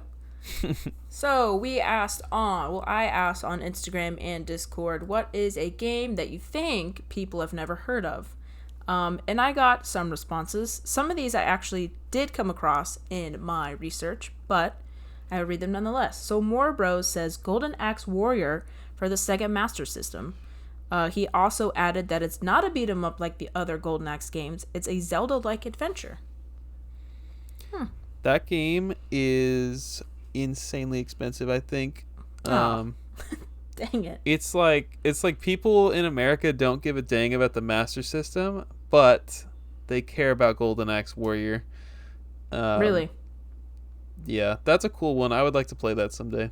I'll add that to the Wii list. Let's see. We got Big Shiny Gloom says Heavy Burger. Twin stick shooter meets Nidhogg with Data East games. It was pulled from stores. Oh, rat. So nobody can play it. That's cool. I love twin stick shooters. That's like... What's another example of a twin-stick shooter? I can't think of one. You ever played Robotron on the arcade? Absolutely not. Of course not. Smash TV, you probably never played that. I don't know. Nope. Anyway, moving on. We got F.E. Knuckle or Iron Knuckle, the coolest name ever, says Nanosaur, obscure Mac game from the 90s. Math game? Like mathematics? No, oh, Mac. Yeah, Gotcha. yeah, like computer. That one did come up in my research, but I don't remember it getting a console release, so I skipped it. Never heard of it. We got Luis Gonzalez 5 said Returnal. I feel like I've heard of that one. Returnal is like 3 years old. Yeah, it's on PS5. Maybe it's just a hidden gem. Let's see. We got Matthew Vania says Baroque. Not a masterpiece, but very unique and rad. I feel like I mentioned that last episode. It was by a developer you or definitely something. mentioned it in 1 or 2 episodes ago. I have it on the Wii. Yes. I think that's also a very cheap game, but yeah, that one's interesting. Mm-hmm. I feel like, I can't remember if I said I would play that one or not, but I feel like the answer was yes. Is that it? And that's all the ones I got. All right. Over on Discord, Bitsy Link says, Emio the Smiling Man. You remember we were making the notes the other night? I was like, Famicom Detective Club fits this category. Yep. Not anymore. Yeah, not anymore. But I see no one talking about it, which is a shame because it's so good. He also shouted out the Tori games, which I've never heard of. Toree. Not familiar. I'm intrigued that he has been like just spreading the good word about Emio in the Discord for like weeks, months, however long that game's been out. I don't know anything about it. I guess it's like a visual novel or some type of game. Or maybe a point and click. Yeah. I'm intrigued. I might play it someday. Right behind the first two. Your silence tells me that you have no interest. No, I think it's interesting, and they teased it on their social media, and I was like, dang, that seems really cool. But I've never played a game like that, so I don't know if I would enjoy it. Yeah. You know? And I don't know if this is going to be the first one where I try it. Clearvis says, The Pathless is fantastic. I loved every minute of it and even 100% completed it, which is something I almost never do. That's the one with the cute little fox, right? I don't know. Oh, okay. I think I'm visualizing it. I think I know what you're talking about. Cavern of Dreams. No one talks about it. It's a beautiful adventure game. Sorry, this is Farmer Ben. It's a beautiful adventure game where you play as a dragon looking for your brothers and sisters, and it looks like a beautiful Nintendo 64 game. You play the different levels. Good game. Never heard of it. Never heard of it. Sounds like the fact that he said beautiful N64 game makes me think it's some kind of indie title. Probably. Yeah, I don't know. Cool. Now I rock a Teller Suits. Can't think of a good game that no one has ever heard of. If you're a first-person shooter fanatic and you can find a way to play Marathon in 2024, it is a Bungie first-person shooter pre-Halo. It's worth checking out. It's ahead of its time. Interesting. I've never heard of Marathon, and I did not know that Bungie was making FPSs before Halo, so I'm intrigued. Verdant Sea Turbo Turtle Adventure is a super fun GBA game no one talks about. Became a surprise favorite of mine. Have you heard of it, Mr. Expert? I have heard of it. I think it's been sitting at my local store for like $100 for like 3 or 4 years.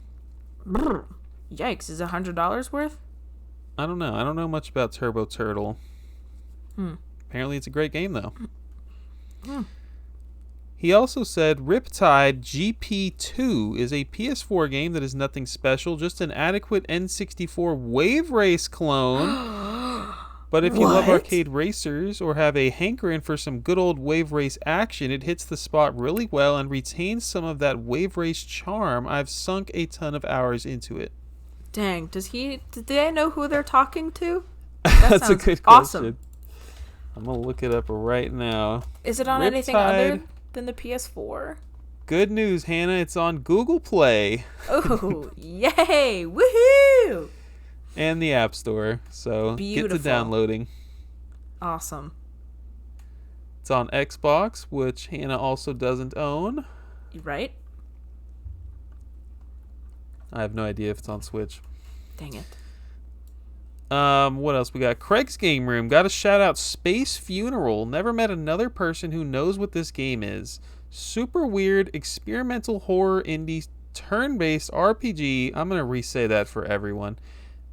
Horror indie turn-based RPG, super weird, experimental, with one of the best twist endings I've ever experienced, and it's only like an hour long. I recommend it to everyone. Oh yeah, and it's free, so no excuses not to try it.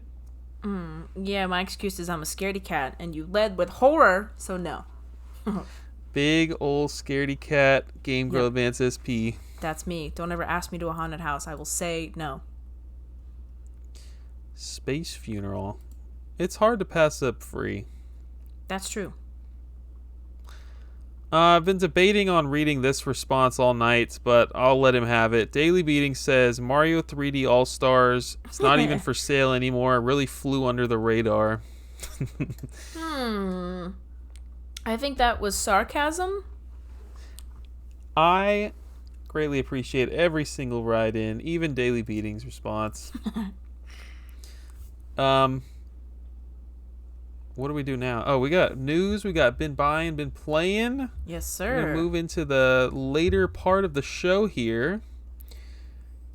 Yeah, so great episode. Thank you guys for writing in and everything. Any words before we move on, Hannah? Nope. Just make sure you look at my Instagram, the Discord, so you too can be shouted out, even with bad responses like Daily Beating. What was your favorite game of the 10? Which one has enticed you the most? Survival Kids? I feel like I have to go with that one. Yeah, it seems like such a unique game, and I've never really played many survival games, but I can tell you I played the heck out of the little survival like mini kind of stuff in Breath of the Wild. Like that to me was so fun. Just going out there, using what you have, surviving on it, really learning your weapons. I don't know, that to me just was so much fun. So yeah, I feel like Survival Kids or Lost in Blue. Like I don't know if I'd start with the Game Boy Color game or the DS game. Yeah, I'm going to say the same thing. Probably Lost in Blue for me is the pick of the show here tonight. Yes. On the Unlockable podcast. I win. Second place for me personally, Fire King sounds like a really fun game. I agree. And last place for me, PTO 4.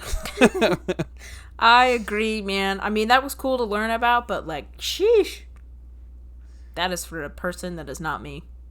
It'll probably be another 55 episodes before we talk about another war game, so hope y'all enjoyed that. Unless it's Advance Wars, for whatever reason. All right. I feel justified that we can move on to the news now. Hannah, Nice. what you got for us? Okay, so first thing I have for you is super exciting for me. It is Universal's Epic Universe, including the Super Nintendo Land, will open in May of 2025 in Orlando, my backyard. Super excited. Will I get tickets for opening day? I will try. 7 months away. That's incredibly exciting. Heck yeah, dude. Oh, dude, I'm so excited. Love Universal. Okay, second thing, also super exciting for me. Nintendo announced like a very cryptic thing on their social media that they were accepting applications to test something called the Nintendo Playtest Program.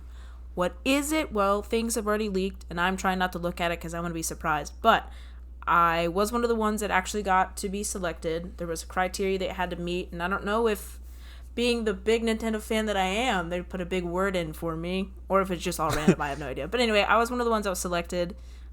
Images and stuff have already leaked online. It's been data mined. The heck. You had to sign your life away. They're like, hey, don't talk about it.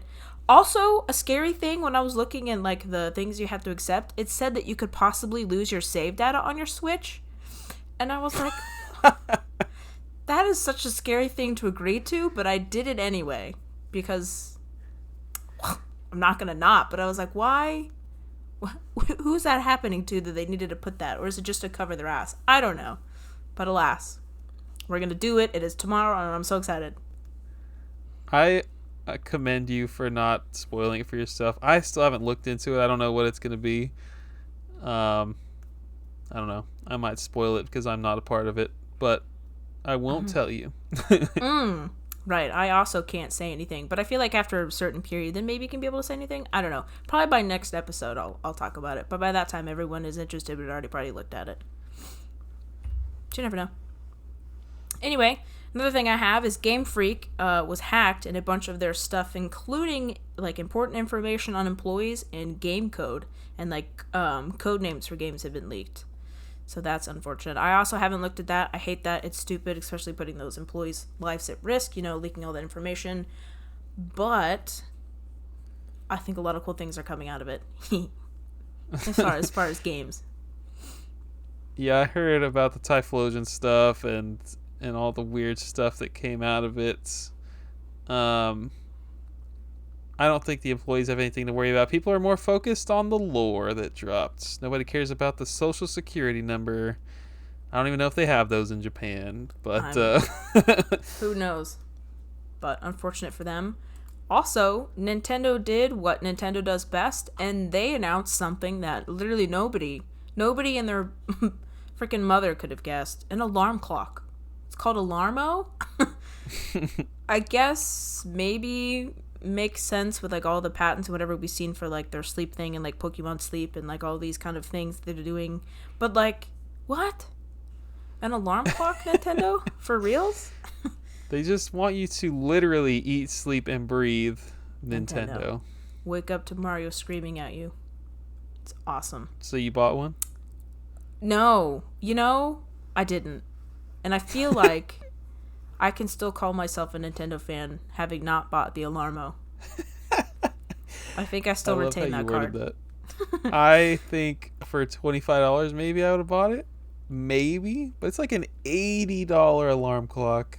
Yeah. And it watches you sleep and stuff. I'm good. For a child, I think that would be really cool. For an almost 27-year-old, maybe not. I do think it would be cool to have for my kid, yeah, if I had a kid. Yeah, and if I did have it, I would never turn it on. I don't want it to go off. My phone doesn't even go off. I wake up by my phone's vibrations, not Mario screaming at me, you know what I'm saying? Not interesting. No, I don't know what you're saying. That's interesting. Okay. Next thing I have on the list is Banjo-Tooie is now on Nintendo Switch Online. Yay! My favorite series. Also, I think it came out like after we had recorded an episode, but F-Zero Climax and F-Zero GP Legend are also on Nintendo Switch Online. So F-Zero fans are eating. Great. Old games. Yeah. Yeah, like a surprising amount, like F-Zero 99 and then these two games.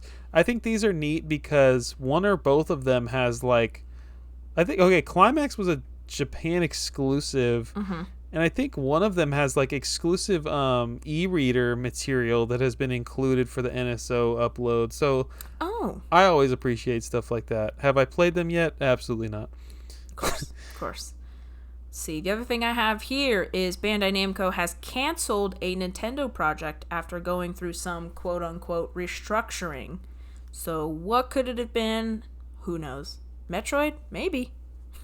No, I don't know. Donkey Konga 3 or 4? Probably. Who knows? But yeah, I guess they're going through some internal, again, quote-unquote restructuring. And so that one was canceled. Wonder where it's going to go now. And that's all that I got for you. I have a few things. Sakurai, you hear about Sakurai today? His YouTube channel. Yeah. He confirms he's been working on a new game. I actually barely saw any of this, so fill in the details if you got them. Okay. But he's been working on a game since April, is that right? Yep.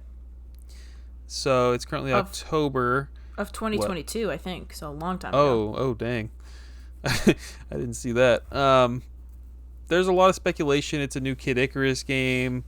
I don't know if there's anything to back that up or if that's just people saying that. But Yeah, his YouTube channel is full of videos that were recorded 2.5 years ago. He's been releasing them like pretty regularly over the last couple of years, I think. And Mm-hmm. he announced today that they have all been pre-recorded from 2.5 years ago.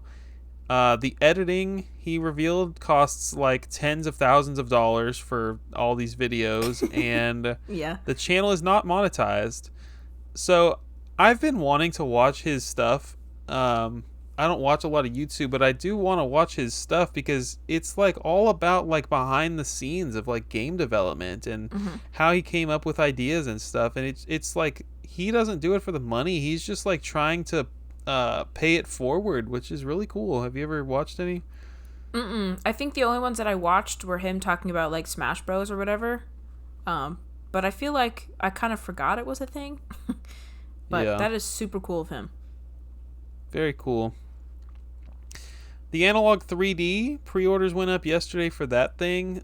This is the N64 FPGA console.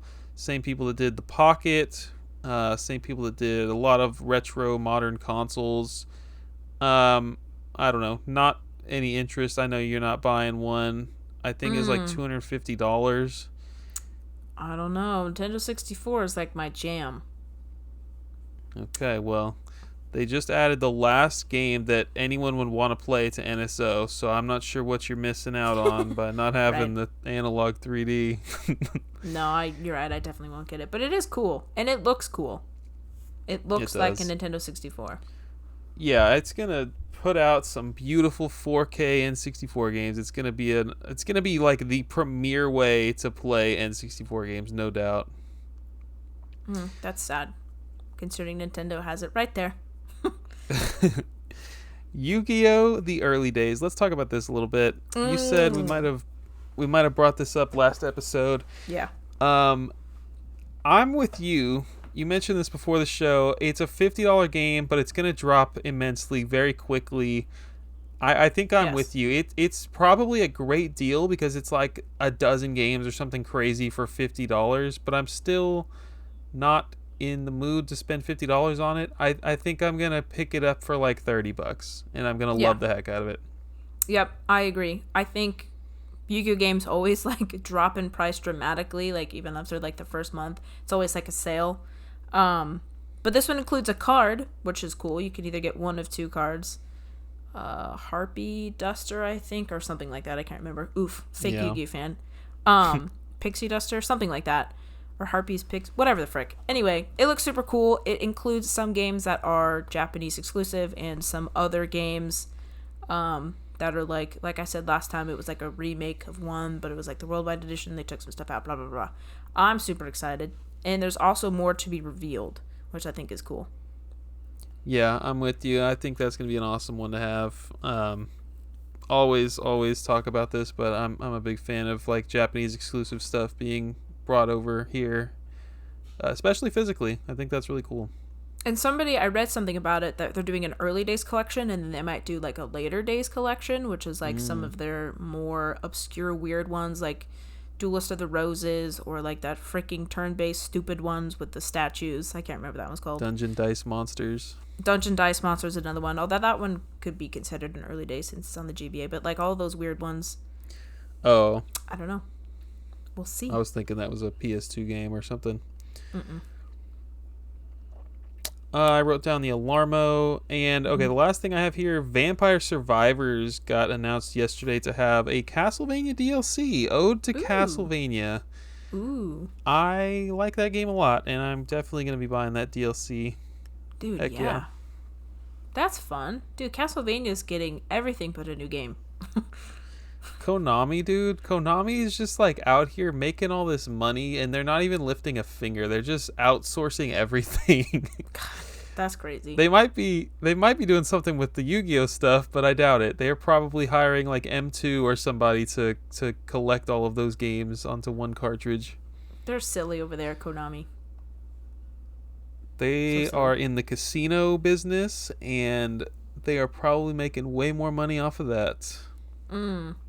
That's sad It is sad for us because and the gamblers. Konami in the Konami in the 80s and 90s was like king, dude. They were unmatched, and now they are a shell of their former selves. It sucks.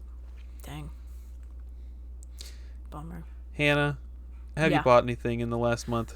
Okay, so yes. So when we recorded the last episode, I forgot to mention that I was in North Carolina with my brother, and we were just so happened to be like 45 minutes away from Cary, North Carolina, which, if you know anything about that, Cary, North Carolina holds the only brick and mortar limited run game store. And I can't believe I forgot to mention this. So I had somehow convinced my parents to go with me, my mom, my dad, and my brother.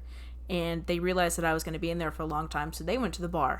Anyway, it was super cool experience. It's like something straight out of the 80s. It's got like neon lights everywhere, and there's games and stuff everywhere. I was not expecting there to be like claw machines and stuff there, and they also have like a section for like retro games. Like, I sent pictures to view. They're expensive retro games. They're not going to have like your Maddens or anything in there. It's like actual nice ones. It's like in cases, very pretty.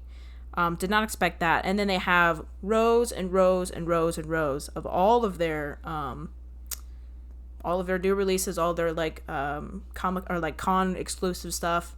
You got all sorts of stuff in there. They also have, which I thought was interesting, a section of games that people have sent back if they're like damaged in the postage or like something, or they opened it and they decided they didn't want it. So those are like at a discount. That was a very overwhelming experience to see all those giant big boxes just like bam right there in your face, and it was like wow, I want all of these things, but I can't have all these things.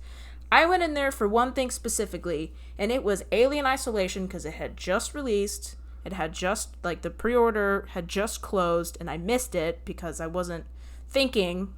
Anyway, so I went in there and they only had like the big box, and it was like $200, and I was like, yeah, I'm not gonna do that, especially because I had to fly home. Wasn't doing that. And so I asked, and I was like, hey, do you have any copies? And she's like, they have been selling out like crazy. If you live around here, just call on Friday and we'll put one aside for you. Well, I called on Friday and they said, no, didn't get any click. So I was super distraught. What, so, like as if someone were to send it back because it got damaged or something? No, like they were just getting new shipments. Like they might not sell the games online, but they still stock the store, apparently. Wild. With some of the games, or like until they run out or like whatever. Anyway, so you had mentioned on the Discord that I went there and didn't get it, and then so now I Rock a Teller Suit was like, hey, I got a copy. I don't want it. Just, pay MSRP plus shipping and it's yours. And I said, mwah, sold. Say no more. So now, thanks to him, I am in possession of Alien Isolation. And I'm so very excited. Yeah, you didn't even go see the new movie, did you? Yeah, of course I did. Oh, okay. We just didn't talk about it. Shout out to Mr. Rob. Now I Rock a Teller Suit. He is super supportive of the YouTube channel, the podcast, everything. That guy is awesome. Agreed.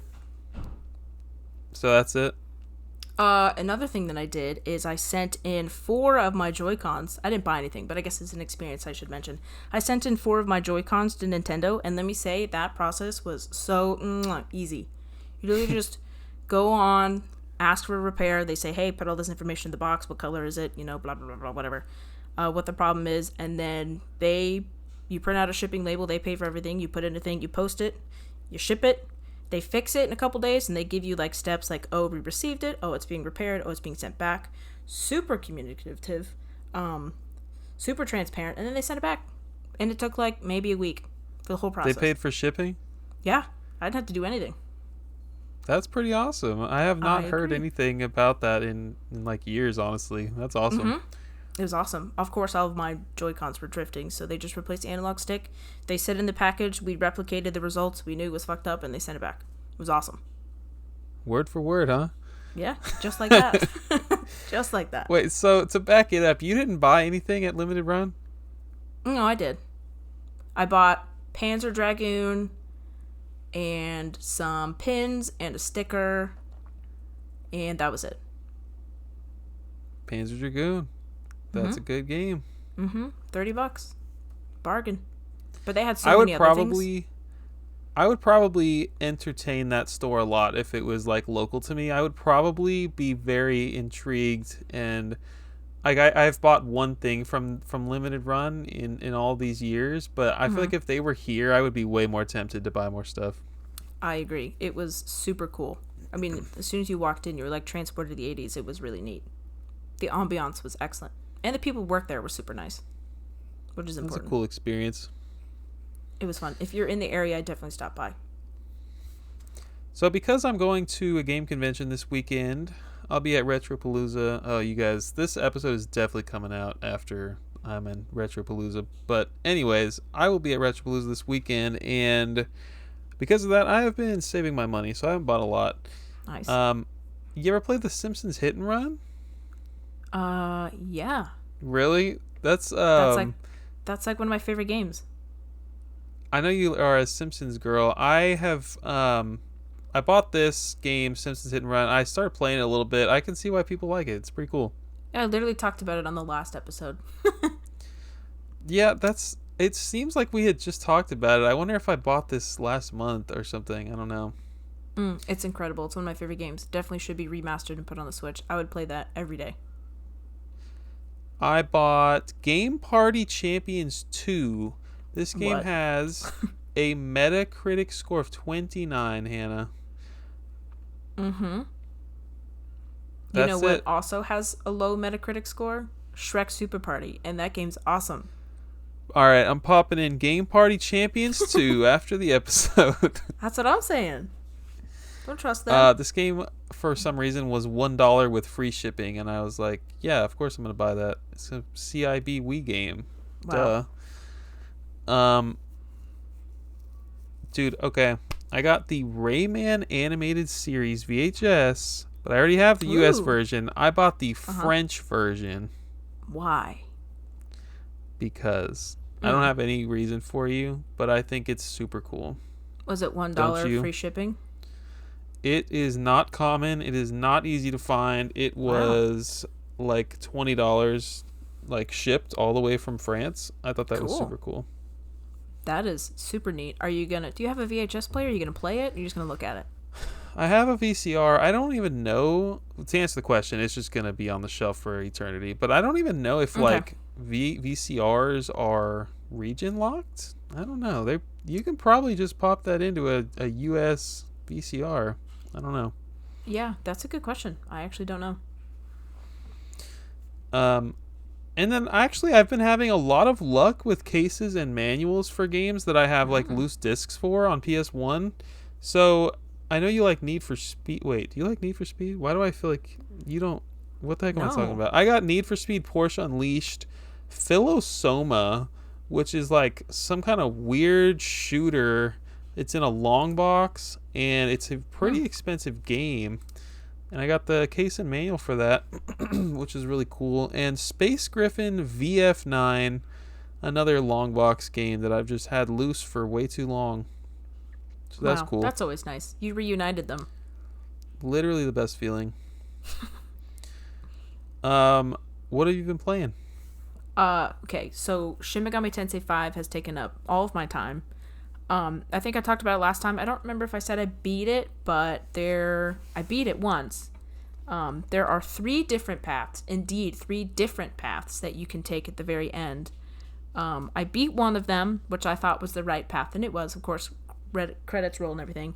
But then I went back and I was curious. I was like, okay, if I pick this other path, is it going to be the same? Is there going to be different cutscenes? Am I going to fight a different boss? They're all different. And those 2 were like kind of similar in like the kind of path that you pick. And then there's a third path that I might go back and beat. So I'm beating the second one right now. It just sucks because it's like maybe 3 hours before like the end of the game. And in the end of the game, you have to do like a bunch of grinding, so now I have to go back and do the same thing that I did for the first one, go back and grind and then do the same thing again. And I kind of hate it a little bit, but I also really enjoyed the game enough to just do it anyway, which really says something because I hate turn-based games. We know this. Interesting. Maybe you don't hate them as much as you think you do. No, I definitely do. Definitely hate them. That's cool. But yeah, that's all I've been playing. Yep. I have been doing a little bit of Halloween gaming, but before we get into that, I played through Unpacking. I'm sure you might own this game, huh? I don't, but you talked about it. Okay. Well, I beat it. It is very cute, very chill. Definitely like more chill than Animal Crossing, more chill than anything. It's like sit down. It'd be so much better on Switch. I bet you can play with a touchscreen on Switch or even like with a mouse on PC. It'd be so much better than a controller. But definitely the type of game like sit down, watch TV, play this, and just relax. It's enjoyable. Would recommend. Is it multiplayer? No. Oh, shame. That's an interesting idea. You and a friend unpacking boxes together. They could totally make that a multiplayer game. I could see it. I finished Visions of Mana at like right after the episode, a couple days after the episode last month. Great game. I talked about it a lot, I think. Didn't 100% everything though. I don't know. There's like this little cactus guy who in the Mana games is you can find him all over the world of Mana, and he just like is in random places all over the world, and I could follow a guide if I really cared that much, but there's absolutely no way that I could find this dude on my own. Like it would be like finding the freaking Korok seeds, but on a much smaller scale. You mean you wouldn't sit there and try to find all 900? What's wrong with you? And then for some Halloween gaming, I played Castlevania Legends. It's on NSO. I have the game. I talked about it the other month. I have the game already, but I just played it on NSO. It was not the best game, but it's another checked box for me on my journey to beat all the Castlevanias. Okay. And currently playing Maximo Ghosts to Glory. This is a PS2 game in the same universe as Ghosts and Goblins. So Ghosts and Goblins famously like super hard 2D platformer. Well, this is also Capcom and everything, and lots of nods to the original series. But it's a 3D like platformer with like hack and slashing, I guess. No, it's not a hack and slash, but it's like it is a 3D platformer, and it's very hard. It's not like Ghosts and Goblins hard, but it is very challenging to the point that I'm starting to get pissed off. Right. Probably like 60% through the game right now, and just like not having a big desire to go back and finish it, but I will. You don't have to. Nobody's making you. Well, come October 31st, the downhill slope is going to be very dramatic for how much I don't want to play it. Well, you got a couple more days. Yeah, it is a cool game for sure, but I don't know if I'm enjoying the unfair deaths I've been receiving. Not for me. You're stronger than I will ever be.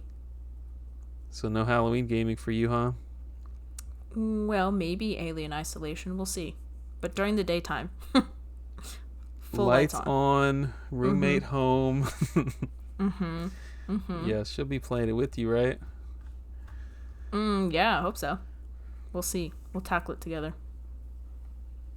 I guess I did also start to replay Outlast with the roommates, and by replay I mean I was watching and not playing because I'm terrified of the game, even though I beat it already. So that was fun. We've put in a few hours to Outlast, the scariest game ever made, just to get into the spooky season spirit. Not about it. No, thank you. It's on Switch, Hannah. Is it? No. I'll avoid it at all costs. Thank you. Anything else, Hannah? That's it. Well, next month is episode 56. We are going to be celebrating 5 years. We are going to be holding a giveaway. We're not going to announce it yet. We're not even going to announce the episode yet, but we really appreciate you guys. That's why we do these giveaways. Be on the lookout for that in the next few weeks. That's about it for housekeeping. Where can the people follow you, Hannah? You got a redemption this time. Say it again. You messed it up last time.